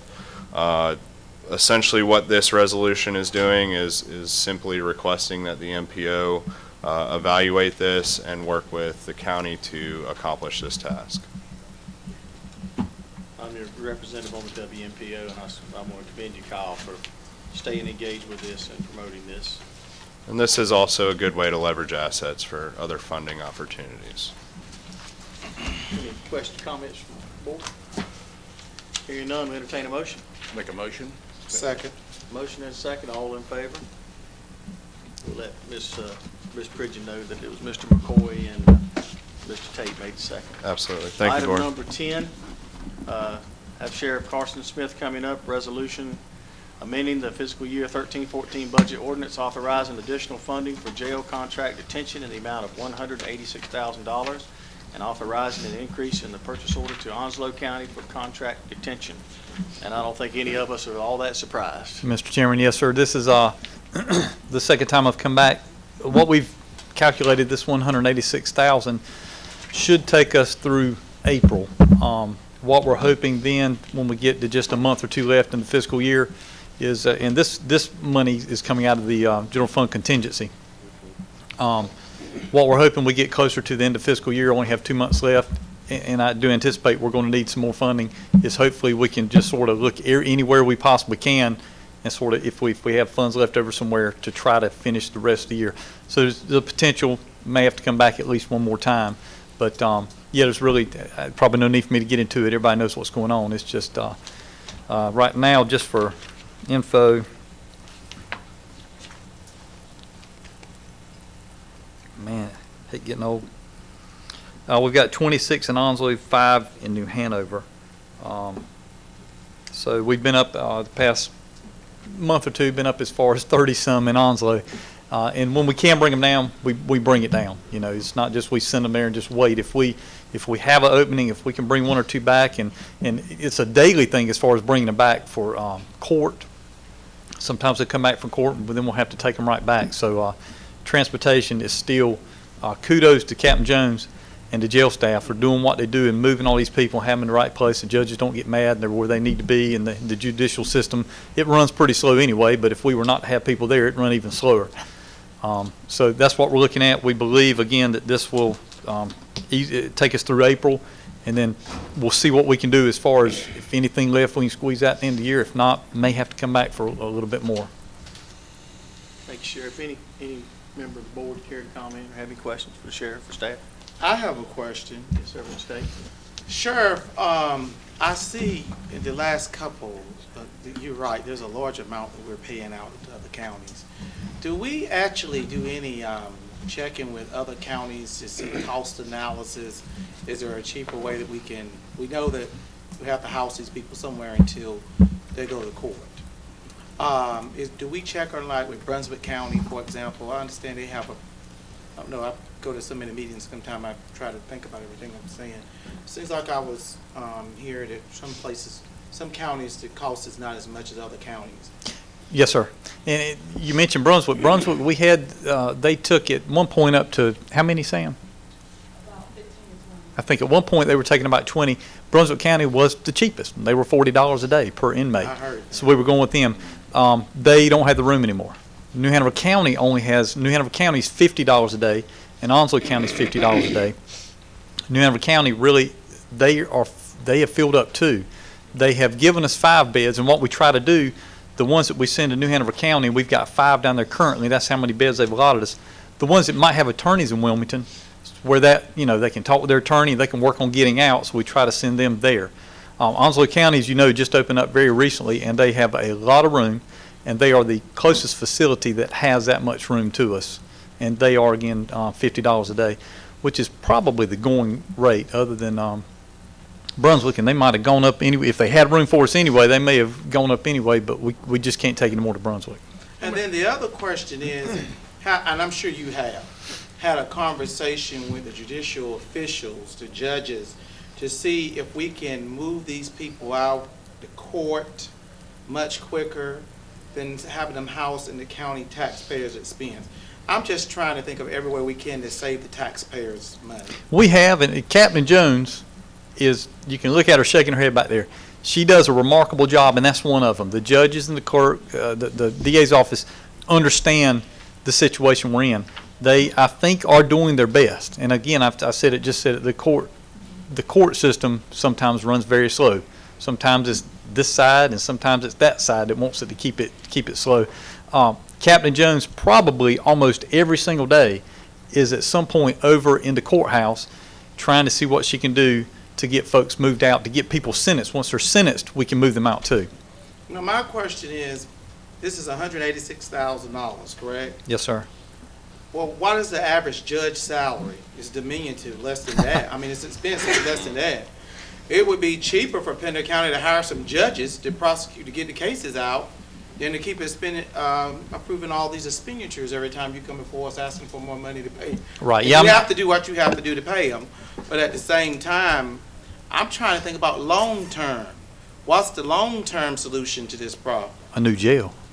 I understand that, new jail. I mean, I understand that, but I'm trying to, well, when it reaches its possibility, we got high schools in the county that are overgrowth that we just built not too long ago, or some schools, let me rephrase that, are reaching their capacity. So what happens if we build a new jail, and if crime continues, unless we're doing some preventive measures to stop crime, What happens when that maximizes? I don't think it's an increase in crime, the crime rate, it's an increase in the population. And you know, I've been talking about it for many, many years now, and we're seeing it. And this jail, we specifically did the jail study to look 35 years in the future. And that's what we're looking. We're not looking at having to build a jail now and come back 5 or 10 years from now and then add on to it or whatever. Although this one, we've even are able to add on to this later on and maybe take it out past 35 years. Well, and again, I'm not saying it's an increase in crime at the current time, but I'm saying in the future, if there's an increase in crime, what can we do long-term? I think we ought to have, not necessarily you only, but all of us to think, maybe work with the courts, commissions, and so forth to see what we can do to get those people prosecuted and tried much earlier out of the system, and so they will move on and out. And that is over my head. I don't know I'm sure every judicial district has a certain, an average time person's in the system. I don't know if this district's high or low. I'm not sure. I don't know if Trey might know anything. I've never looked at the statistics. Excuse me. I mean, I do know the AOC keeps track of those things, but, and I'll tell you, most chief judges keep an eye on that because that's part of what they think they're judged at, is how they move things. So, but I don't know, again, I don't know the statistics. And they would also be kept by judicial district, not by individual county, I would imagine, because we're looked at as one judicial district, not as a separate whole. I would say this. Dr. Duvall and myself, we sit on the North Carolina Public Safety and Justice Steering Committee for the state. And hearing what they're doing to the prisons, they're closing down a lot of prisons that's out there. And now the state have look at the county government saying, hey, you all have all this money, y'all handle the problem. And pretty much, that's pretty much how they laid it out to us. But I would say this, for any entrepreneur that's out there that want to start up a small business, this has been a creative way. You can go into business of taking in inmates, Mr. Tate. So, You can build a private jail? Yes, sir. Yeah. There are some states that have that. A business opportunity right there. That's in the future. So at the rate we're going now, how much we're going to spend this year on people? Well, just to give you a synopsis of what we've done, Commissioner McCoy, back in 2010, let's just bring it to 2012 on inmates. We spent actually inmate contract detention out of county 131,855. And as things begin to move through, we're seeing right now heading toward 600,000 this year. And that's not anything the sheriff's doing wrong. It's totally the state and some of the classification changes they've made with inmates. You can't house particular inmates with other types. And I took the jail tour when I first came here, and the sheriff showed me a large dormitory that had 2 people in it, and he showed me another cell that had 11 in it. And you can't commingle those prisoners because of state law. Since you spoke on something and the sheriff mentioned it, where are we at in the status of our new jail? Glad you asked that question. We're finalizing the due diligence as we speak, and I'm going to apprise you of some things that's developed. So we can get the hard hat and shovel. That's right. We're getting ready to move into the design stages, but we have ran into some things, and we'll talk to you about those. Some of them's contractual that we'll mention in closed session. The other piece, I'm sorry. No, I'm sorry. I always yield to you. Go ahead. Very briefly, Kyle and I will be in front of the Burgall town tomorrow without the sheriff, unfortunately. I always like to have him there, but because their meeting last week was canceled, and we're in the process of trying to get the zoning changes we need so that we can build the jail. So we will be in front of them tomorrow, just to give you that heads up. So, and I will repeat what everybody said, and just so there's no misunderstanding, we're requesting a zoning change, but it would not permit the construction of a courthouse on the property that we are proposing to buy for the jail. I want everybody to hear that on the record. It is, we and Kyle, when we talked about it, we said we don't want it included. We don't want it as an option. We don't want anybody thinking we're doing it. So that land cannot be used for a courthouse. The only thing will be used, just as our jail is now, is for a magistrate's office, because practically it's got to be. So the time frame for that, Mr. Duval? But once that's approved, I think that we're going to be looking into the next budget year of funding the real schematic design of the jail as we see it. And of course, that depends on a lot of what we've done as due diligence. We've gotten some reports back on wetlands, and that design has to dodge a lot of those wetlands for retention ponds and the like, along with roadways, and we're getting into that phase now to where we're starting into that detailed design of the building. I couldn't help, I was guess laughing everybody when. asks the question, when's the jail gonna be built? Yeah. And that's a tough question for you to answer, Mickey. I mean, is it gonna be 2016? No. Well, I think, I think you're looking, and we move it as quick as you all want to move it. We're going to bring it in, and there'll be this is something we can't do hastily. We've got to dot every I and cross every T on this thing, because we are looking at a potential investment here of $25 million. And that's not, as Sam Rayburn used to say, that's a lot of coins in Giles County, Texas. But it is a large project. And, it's something we don't take lightly, and we are going to dot those I's and cross those T's on the schematic design and make sure we get a building that's going to be there forever. Mr. Chairman, just maybe perspective, I think if we had it funded tonight and you gave us to go ahead to build it right now, I think you're talking design and construction at least 2.5 years. Oh, yeah. Wouldn't you say? So Captain Jones, the annex will be ready and available by November. We can squeeze them over in there. I mean, it's a question that's coming up more. I mean, folks want to know, because they know it's out there, we're talking about it, we're buying land, so. I understand you can't just put your finger right on it. We're getting asked. I'd just like to make a comment. That really, I don't know whether you were joking or not, but actually you hit on a good point. It could be cheaper to put a judge on the bench than it could be to house inmates. Yeah. They sticking them on parole, so you don't want to be probation, so that's not happening. They right back in the street. It is going to be our Not problem. at local level. Yes, it is. We Trust don't- me. I thought probation parole was. Trust me, they out there again. It's getting sent down to us. Trust me, I would not lie to you. Can I ask you a question? How much time do you spend like transporting these inmates over to Onslow County? How many man hours? I can get that. I don't have it right now, but I'd be glad to get that for you.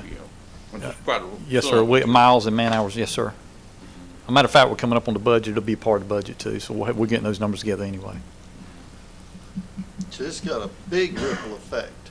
It's not just paying for the detention, it's the ripple effect it has with man hours and manpower Right. and everything. When an inmate is given to the sheriff of Pender County to take and keep until he's through with the court system, they come into the jail over there. We process them. We inventory what they have on and their personal goods. We keep that, and then if we don't have a bed for them, we transport them somewhere else. If they get bonded out, we go pick them up, bring them back here, get all the personal goods to them, and then go through the bonding process here. So it is every day we are on the road, and that doesn't count, of course, as I mentioned before, having the inmates that are due for court on any particular day, having them that morning in the county and in the court and ready to go before the judge. Anytime you transport them, it's a risk. Correct. Big security. It's a security risk, obviously, the liability risk to not only the inmate who I'm responsible for, but the jail officers and in some cases possibly the public. Obviously, they do a great job, and we don't have that many instances. But every single day, we're moving people up and down the roads. Mr. Chairman, if you're ready to entertain a motion. Yes, sir. I'll make that. Have a motion. Seconded. Motion second, all in favor? Thank you. Thank you. I think this might be related, relative with you too, Mr. Smith, Sheriff Smith. Well, it's all of us, and me too, because I asked us to look at it every which way we could. But discussion of the ABC referendum. We've got some folks here from Thompson Beach. The mayor and I have talked. I've talked to Representative Millis. I'd like to allow the mayor to come up and just on this, and I think the sheriff might. But at the end of the day, I think we've done about all we can do. Yes, and I thank you for giving us the time to do this. we have looked at everything possible. I won't take up a lot of the time in telling you what we've done. But Representative Chris Millis has done everything he possibly can do. And he says at this point, it's just not to our advantage to change anything. He doesn't believe he can get anything through. So what we are suggesting at this point is that you take no action. Leave exactly what you have right now. And then hopefully, I hope that Commissioner Millis, Representative Millis will get with the sheriff and work out he has a proposal for the sheriff and something that he can do to help his situation. So I hope I got that from Representative Millis when I talked to him too. Right, and so I hope that will be so that they can work it out. But I think if we just leave it like we've got it, would be the best thing right now, and let the people say.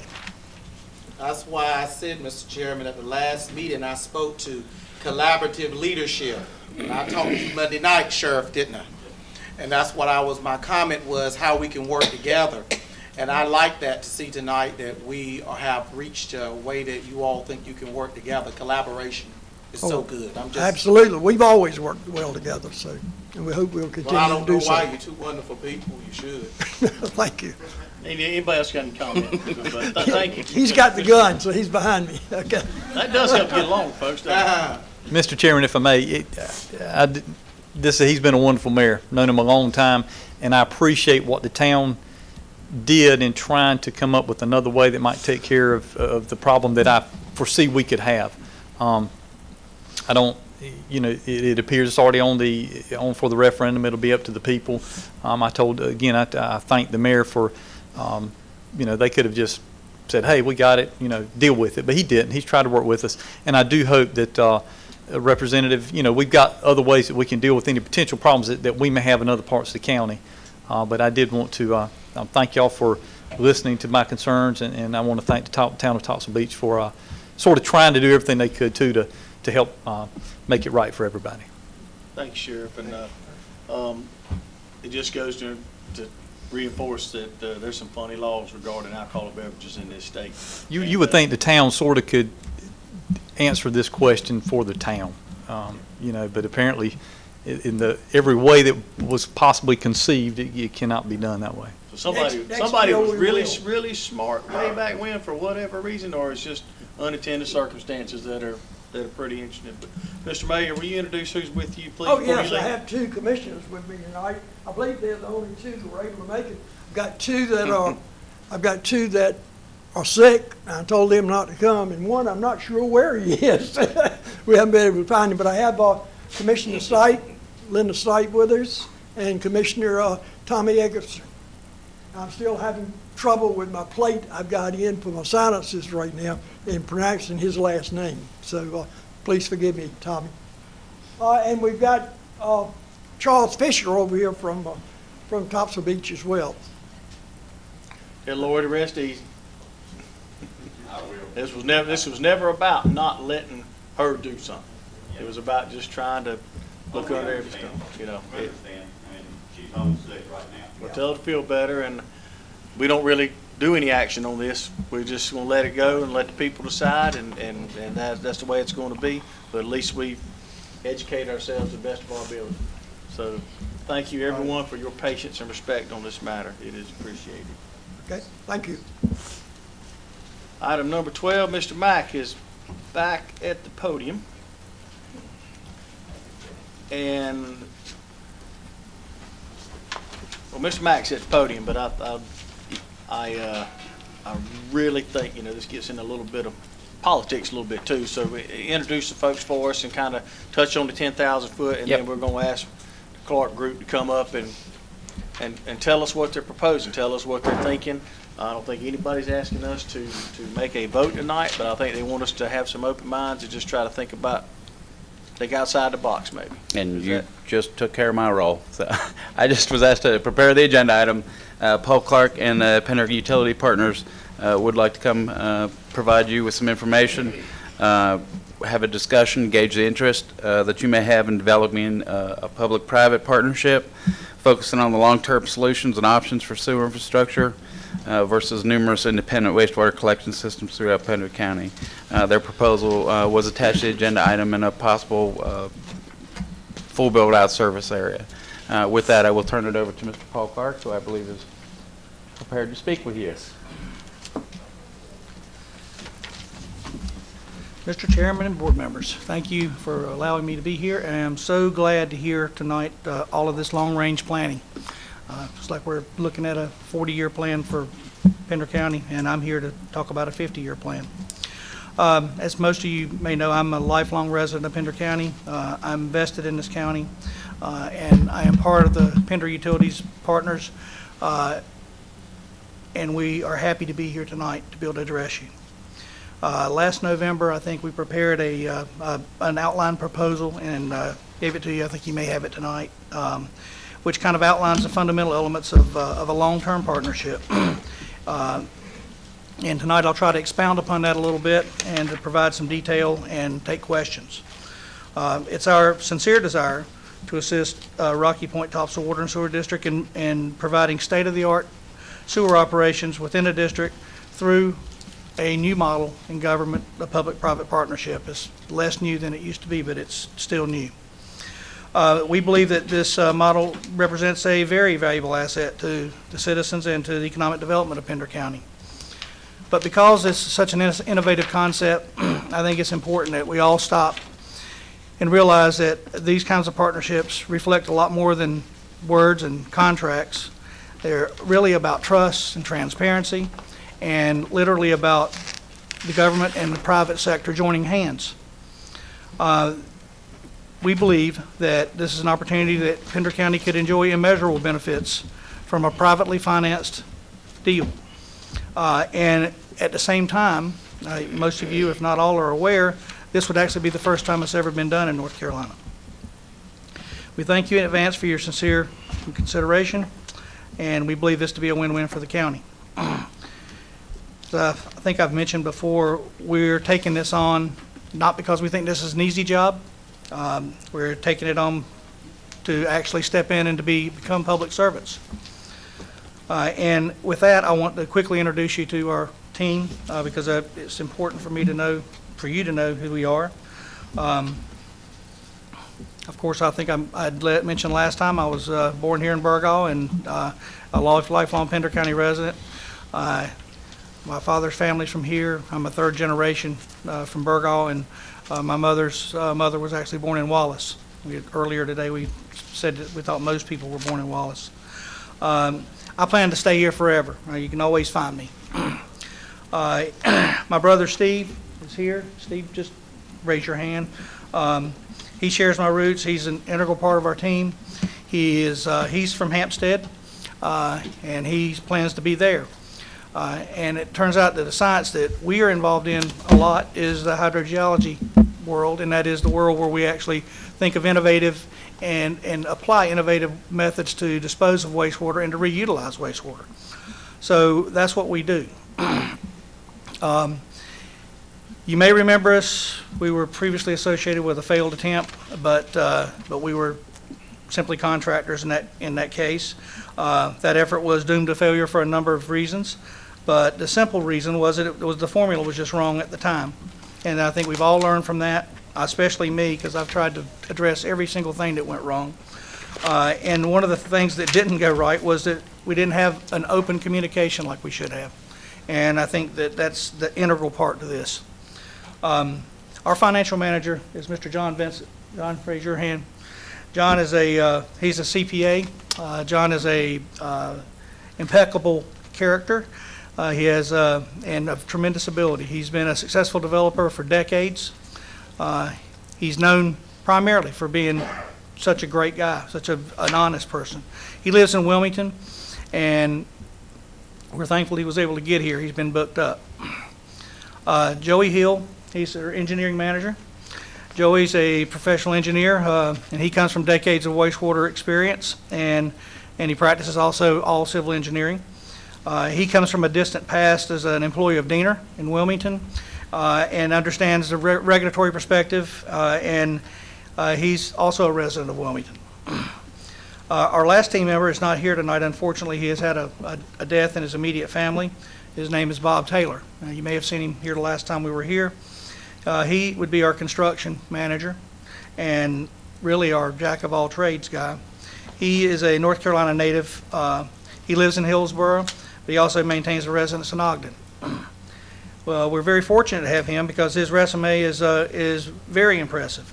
I think I can just summarize his resume and his qualifications just to say that he was the superintendent overseeing the construction of the Sharon Harris nuclear plant. And for 4.5 years he was that, and he was the last guy to sign off on everything. So his attention to detail needs no further explanation. We want to emphasize to you, and throughout this process, should we decide that we take this on, is that we are 100% transparent. There's nothing hidden. There's no question you can't ask. We wouldn't want to do it any other way. We want it to be, it has to be. If we're working with the public, then we've got to be like the public. So we're ready to do that. You're probably looking at me and saying, well, obviously you don't have the money. Who does have the money to do this giant project? The answer is we have a number of people who have the money who are interested in doing it. But each of those people, each of those folks, they need for us to come back to them and say, do you have a project? And we say, yes, we have one. And then we can train their interest in going through the details of it. But we definitely have folks who want to do it. This is a very new concept for North Carolina. It's being done in a lot of places in other parts of the country, but it is successful, and it does work, and it does build infrastructure that the public doesn't have to pay for. The public receives the benefit from. So we want you guys to know that that we're going to show up with the money at the right time, and we will show up. But obviously we want to get the best possible deal we can. And so what we're looking for from you tonight is just is that the county would agree to work in good faith with us, and to write us a letter to that effect so that we might take it to our investors and they see that there's something there. So with that, I want to go through a little PowerPoint just to give you some more detail.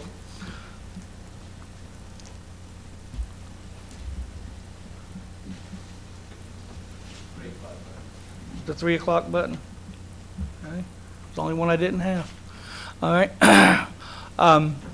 Again, it's what I just said. We're trying to free up the economy of Eastern Pender County, and as you all know, infrastructure is the basic need. Why are we doing it? Because we want to help the county economic development, zero cost to the taxpayer. We want to provide the county with the control of its future and all of the evolving goals that it may have. We also want to make a profit, and we want our investors to make a profit, and we believe we can do that. But we also want everybody to recognize, as I think you all do, and we do, that this project will unlock and unleash an enormous economic development opportunity in the eastern part of the county. There's a lot of pent-up demand. Again, this is about trust and cooperation, and I'll give you a little bit more detail on what we're talking about doing. Everybody realizes that the Hampstead area is underserved in terms of sewer. The economic need that has occurred has led to unconsolidated and unsound proliferation of package plants and private systems here and there, and which is environmentally an unsound concept. The currently stressed economy has reduced public resources. You guys, I don't need to tell you guys that. And it's also created, on a national scale, an imperative for non-traditional infrastructure development. And that's what we're here to talk about. The benefit of sewer to the initial project area of Hampstead will result in an incalculable benefit to the economic development of the county. And I think it goes without saying, but I want to keep saying it. The benefits to Pender are not limited to, but they do include orderly and sound future development, vastly increased employment opportunities, quality of life enhancements, the capture of local dollars through the availability of local services and entertainment as opposed to folks driving to Wilmington and Jacksonville to eat and to be entertained. The facilitation of residential and commercial development to create a vibrant community and a structured community and an enhanced local and county economy, much enhanced. This project is designed so that it will, right off the outset, would alleviate the current pent-up demand problem, and the lack, and that ever-present lack of compatible solutions. We have a lot of waste plants that are out there scattered about that aren't environmentally sound, and they certainly aren't regionalized. Regionalization is the key. In our model, Pender will own the facilities. We build them, Pender owns them, and then we operate. Pender will assume all the risks and be responsible for operations and expansions. Pender County will be the partners in the decision processes going forward. If there's a need that comes up in an area that we haven't contemplated, then that's why we're here to work together. And the partnership, of course, will be transparent. Can you go back to the other slide? Yes, sir. real quick?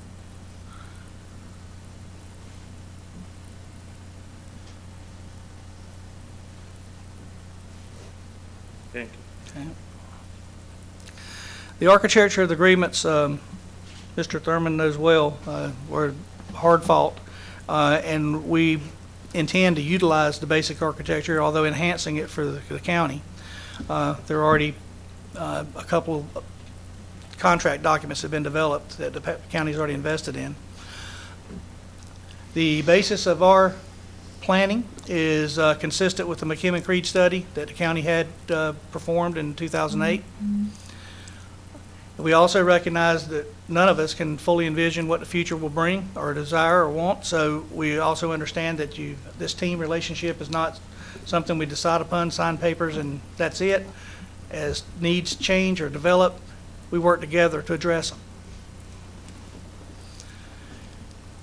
And then we, of course, are willing and ready to expand the system as necessary.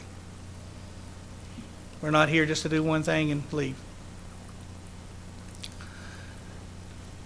As far as the major enhancements to the past effort and the past documents, we still are planning to use the same sort of the FCCA, which is the Facilities Contribution Agreement, and then the MSA, which is the Master Services Agreement. But the first major enhancement is there would be no, and these are hang-ups last time. There'd be no requirement for pre-construction collection of capacity use fees. That was a big hang-up on the first project. The second, would there be no requirement for the county to pay any interest during construction? That was another hang-up. And then the third major enhancement is the project substantially larger. What we're contemplating now and what we've budgeted, and this is, again, it's loose right now. There's about 9 miles of force main along 17 and 210. The exact routes are preliminary for several reasons. The configuration of the Phase 1 project will obviously look at what the customer demands are. Where are the people that need it and want it, and where are the approved developments, and that it would be that sort of approach would be what's used to design what the Phase 1 is, with that essential basic 14 miles. We also would like to, I know well, and I know everybody here does, that the schools have been in the wastewater business for a long time, and we'd like to help them get out of the wastewater business.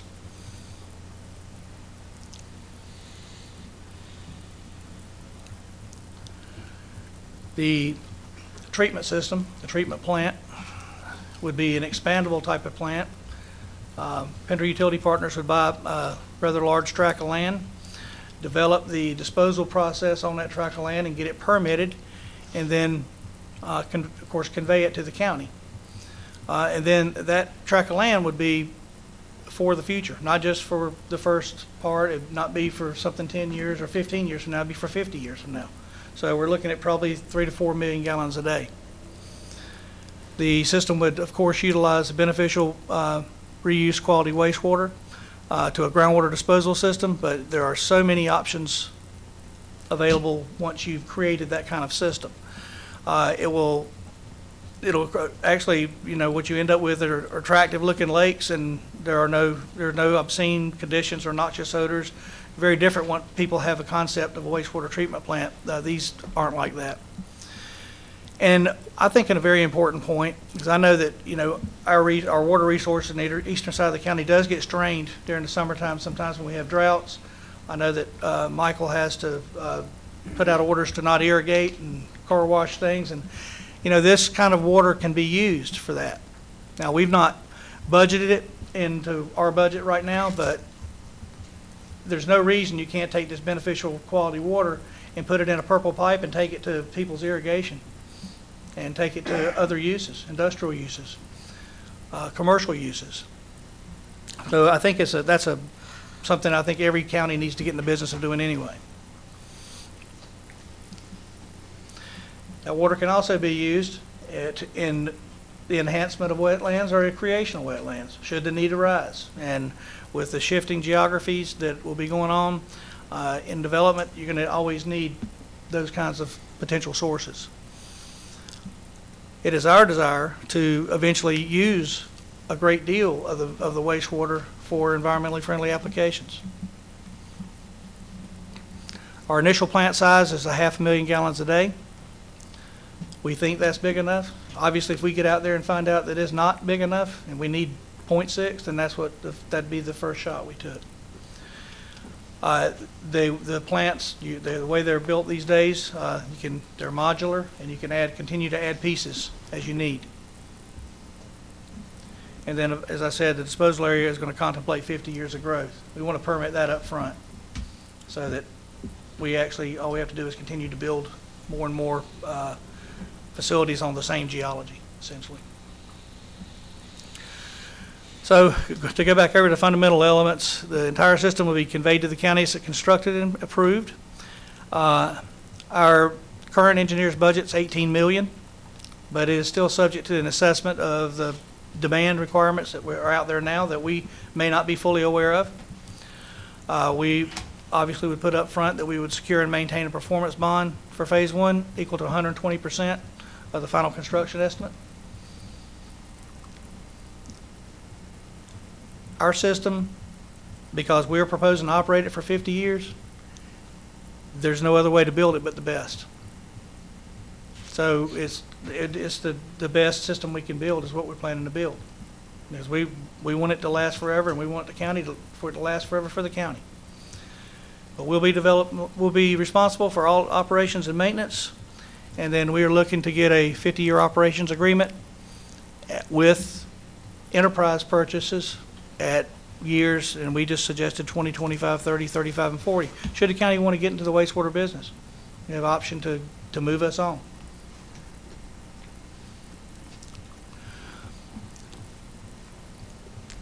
I heard a little talk about we want to get to some numbers, so I thought I'd just throw some out there, what we kind of based our estimates on. And really this is what Pender County already does. The capacity impact fees are set forth in accordance with North Carolina's 2T regulations. We're proposing a standard residential equivalent unit, which is a 3-bedroom home, at $6,500 for a capacity impact fee, but each bedroom would be assessed at $2,166.67, a third of that. In other words, so that somebody wants to build an apartment complex with 2-bedroom apartments, they're not going to be assessed $6,500, they'd be assessed 2/3 of that.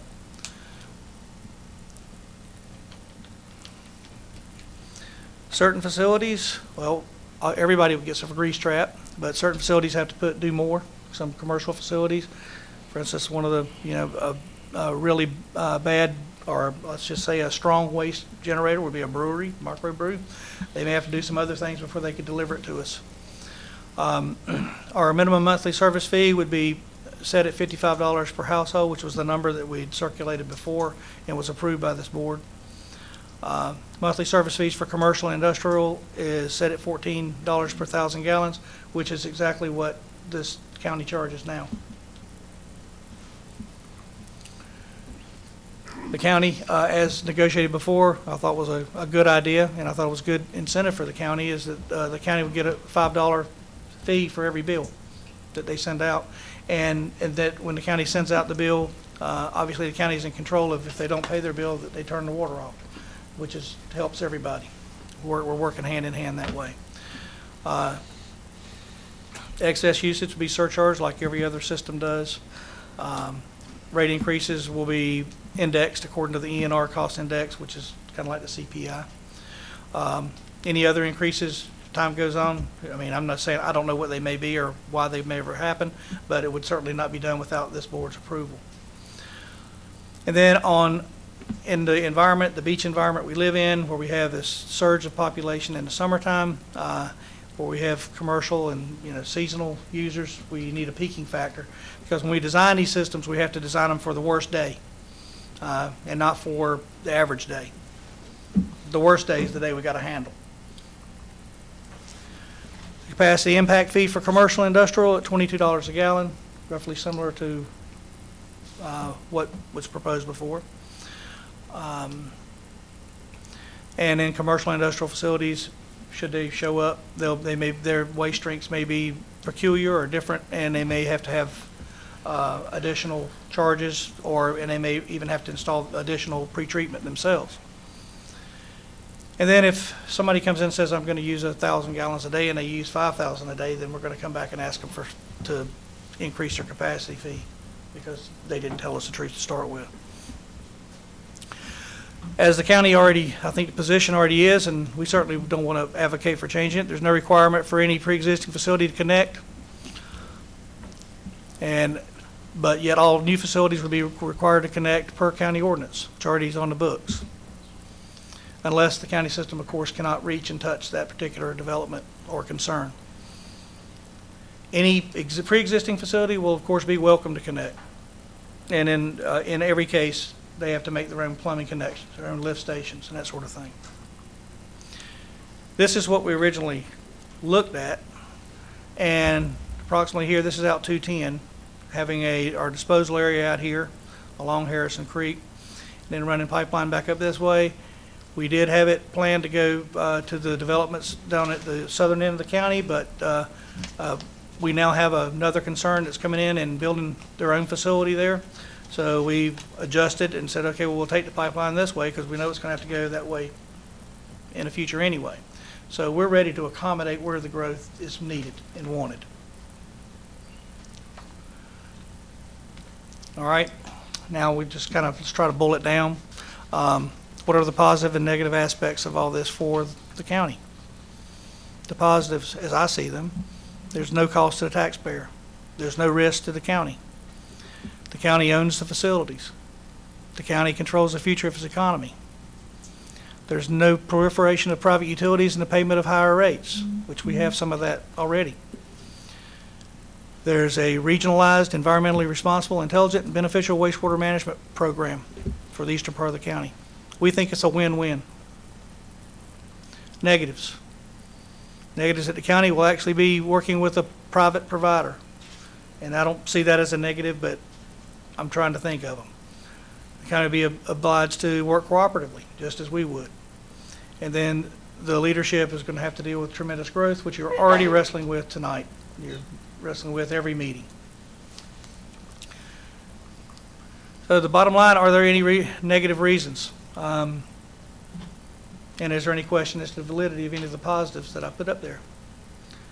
And I will state my opinion, our opinion, is that what we're proposing is a very responsible choice because it gives us the county between 25 and 50 years of a decision and a solution in favor of the taxpayers, and an alternative decision to go with private utilities or not to do anything will basically result in the long term in just the county not having control of its systems. So, summarize, All citizens should applaud this board's wisdom to consider the model public-private partnership as a means to secure prosperity for Pender citizens without incurring long-term debt, and without the operations hassle. And that doesn't just go for wastewater, it goes for anything. This model guarantees Pender County will control its future and its own infrastructure. And this is a groundbreaking opportunity for Pender to exemplify excellence and wisdom and to capitalize on the benefits of partnering with the private sector. And finally, this was, as I said in the beginning, this will be the very first time this ever done in North Carolina, if you decide to do it.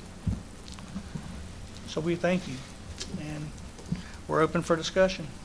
Thank you, Paul. That's a lot to take in. It was a good presentation, and as I alluded to before, I don't anticipate us making any official action tonight. I know you mentioned you'd like to have that letter to present to the investors, but I wouldn't think the board's ready to make that kind of commitment yet without digesting this a little bit. There's a lot to take in. But yeah, we have proven before that we're willing to consider going outside the box. And anybody have any other questions or comments before we move to the next item? There's a lot to take in, and I'm sure if you're like me, you'll get home and wish you'd asked something in here of him right now, but Paul's easy to get up with. I'm easy to get in touch with. I do have a couple of questions. Yes, sir. Yes, sir.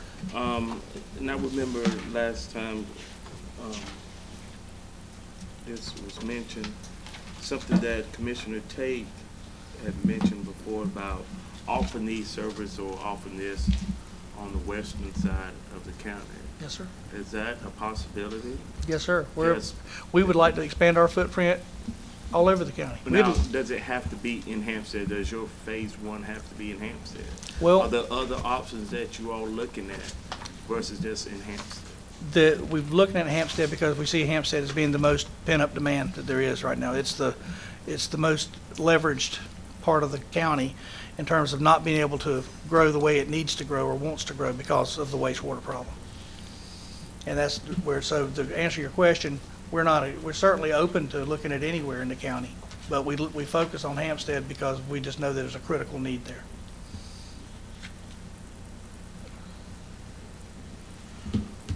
And that phase one project, and you was in your PowerPoint, you was mentioning 9 miles. What is the potential, I shouldn't say go, but what is the phase one main objective, what y'all trying to do? Is that trying to get out there for the 9 miles, or what would that be? Well, the main objective is to build the trunk of the system that's going to eventually would look like a spider web. You've got to build and that's why the actual per foot cost for building the initial plant and the initial piping is larger, because you're building big pipes that lead into your plant that are anticipating 50-year flows. And so you work your way out with these big trunk lines, and then as time goes on, you have smaller collector lines. And so the objective of the phase one is to build this robust system that it can be added to. And because we're not coming here just to do this and walk away. We want this to be sustainable.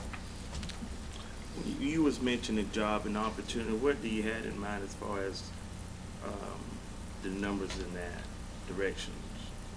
In your PowerPoint, you had jobs, opportunity, community Yes, sir. development. Well, of course, I have my vision of things. Of course, we all know commercial development, the kinds of jobs it brings, and those aren't necessarily the highest jobs.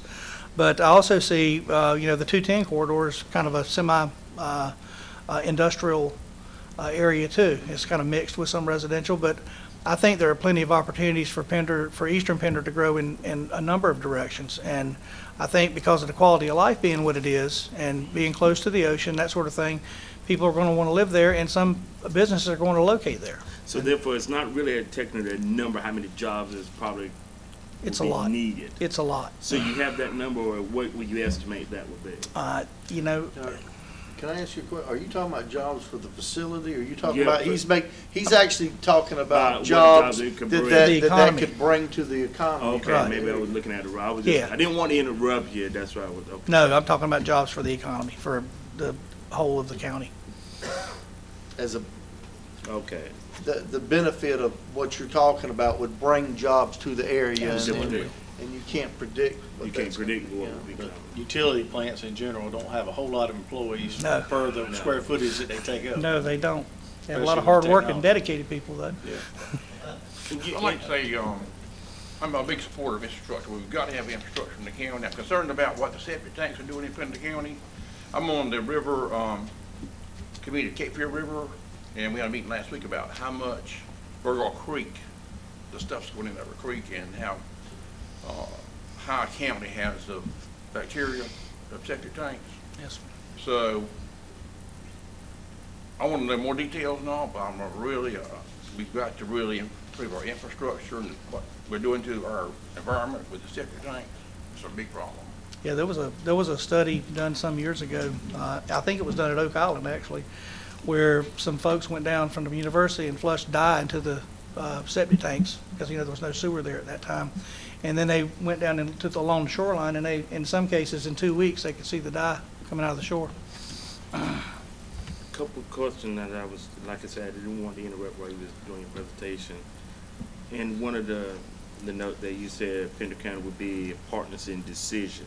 Yes. How would that be established? Well, that we would literally want to be in the office next door to the utility department, if possible, so that when needs arise, or there's a complaint, or if there's anything, then we are working together. And if there's a direction that, let's just say a large entity wanted to come and site into the eastern part of the county, and it's going to need wastewater, then obviously we would be receptive and willing and able to work with the county to provide that need. So who would have control? It's a partnership. So Partnership. it's 50-50. Yeah. I mean, it has to make financial sense, but as long as it makes any financial sense, we're up for it. That's what we're here for.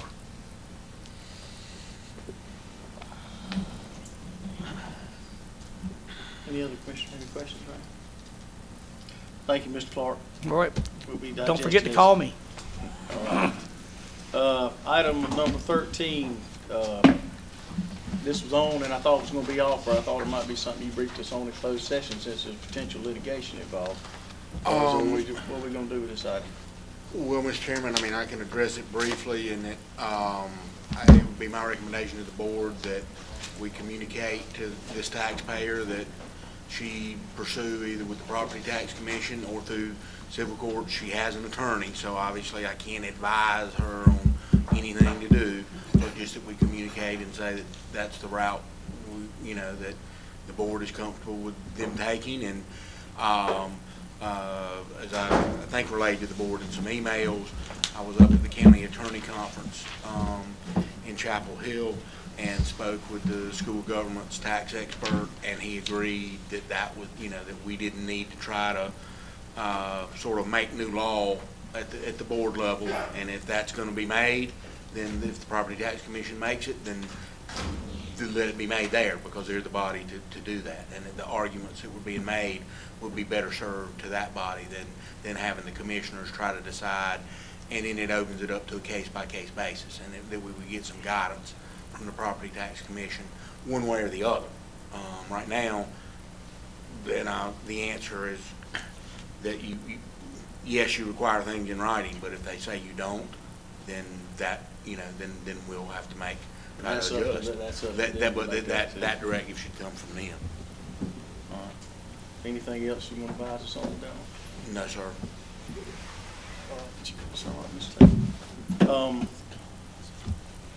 Items from county attorney, well, that's one, I think. Yes, sir, and I'll try to be brief. I know it's getting late. I mentioned earlier about we'll be in front of Burgaw tomorrow, and I did so because I wasn't sure the sheriff would still be here.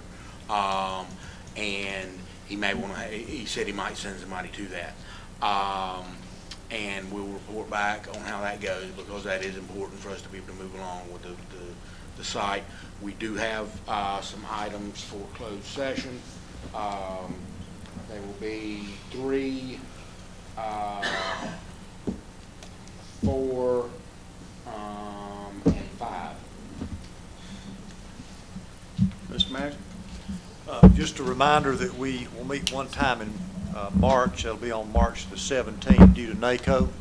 and NACO will be that first week in March. And so and after that meeting, we'll be in earnest in the budget. We'll pull that final number on March, the last Friday in March, and we've got 30 days to put it all together and get you a book by the 1st of May, and we'll be in earnest in the budget process. Fair enough. Mr. Tate? I want to say I went out to Penderley Ruatan Club. I was on the west side, east side of the county a week ago, and being there that night, I'm glad Mr. Mack come in, because there's something I want to ask you all to consider putting on the agenda, or maybe we don't need to put it on the agenda if you all will support us on it. It's something that our folks have been really talking about over the West, is an electronic place to dump televisions at. And I'm sorry, Michael, for saying it in that regard, but to trash their television at. We need a place to put those televisions. Ms. Nozier had worked out an agreement with the folks in Wallace, and you all was gracious to allow that to happen with Mr. Mack's office. That person has gone out of business, I think, in the last 2 years, right, Michael? Correct.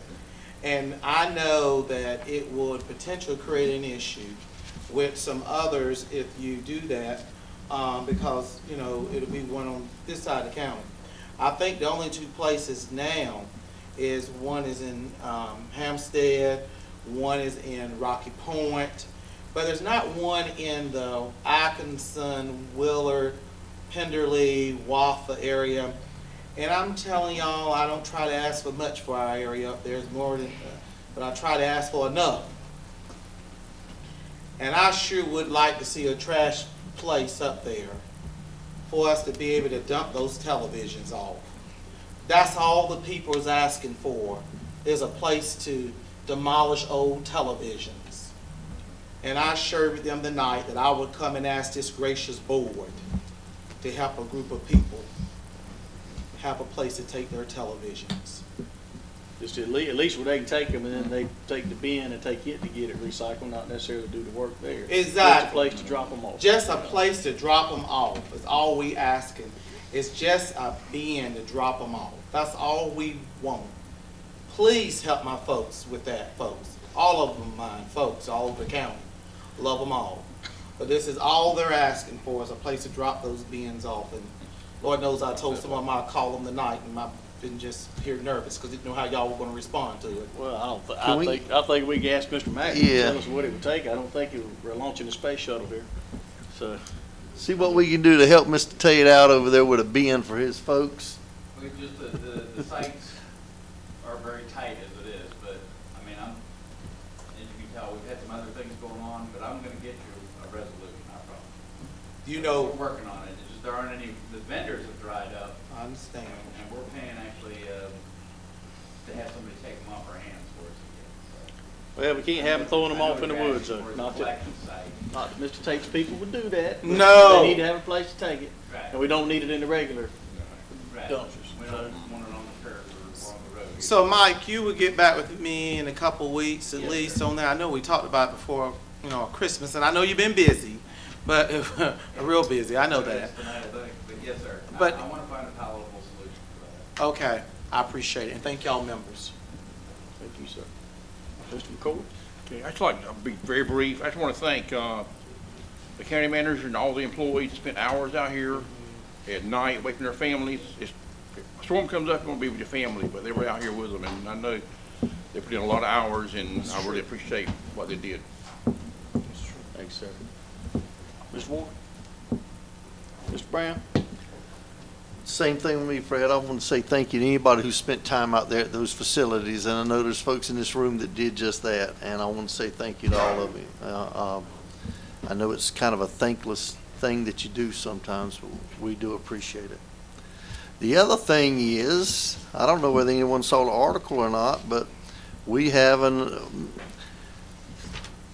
just wanted to bring this to everybody's attention. Mr. Tate.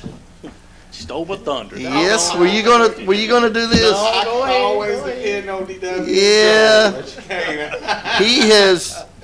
He is now on the Duke University Medical Center Advisory Board. Can I say this? My schedule was already busy, but I thought about all Duke did for us to bring us Trey Thurman. So how could you say that? Oh, Lord, I've heard it all now. They let you Him on to this fix my fight. leg and we'll call it square. And also, he's on the state advisory board for Stadium Floyd Screening in the city. That's exactly right. Yeah. Y'all just keep talking that up all. Anyhow, I just want to say congratulations, and Thank you, Mr. Brown. I mean that. Yeah. Congratulations, Dad, you get your call out. That's all that is.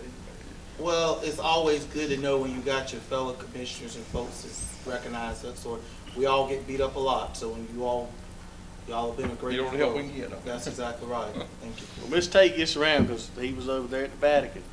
He was standing down there, and some people said, "Who's that down there with Mr. Tate?" He's standing right next to the Pope. He gets around. Everybody knows who Mr. Tate is. Where was I at? Over at the Vatican. Standing right beside the Pope. They said, "Who's that guy down there with Mr. Tate?" Well, I try to go with the call. I ruined that joke. That's old. Careful with that one. It's an antique, right? Mr. Brown? Yes, sir. I'm going to make a motion to go into closed session under items 3, 4, and 5. Or I can say it like the manager, or like the attorney did, 3, 4, 5. Oh, this is pick on the trade. Motion, can I get a second? All in favor? Trey.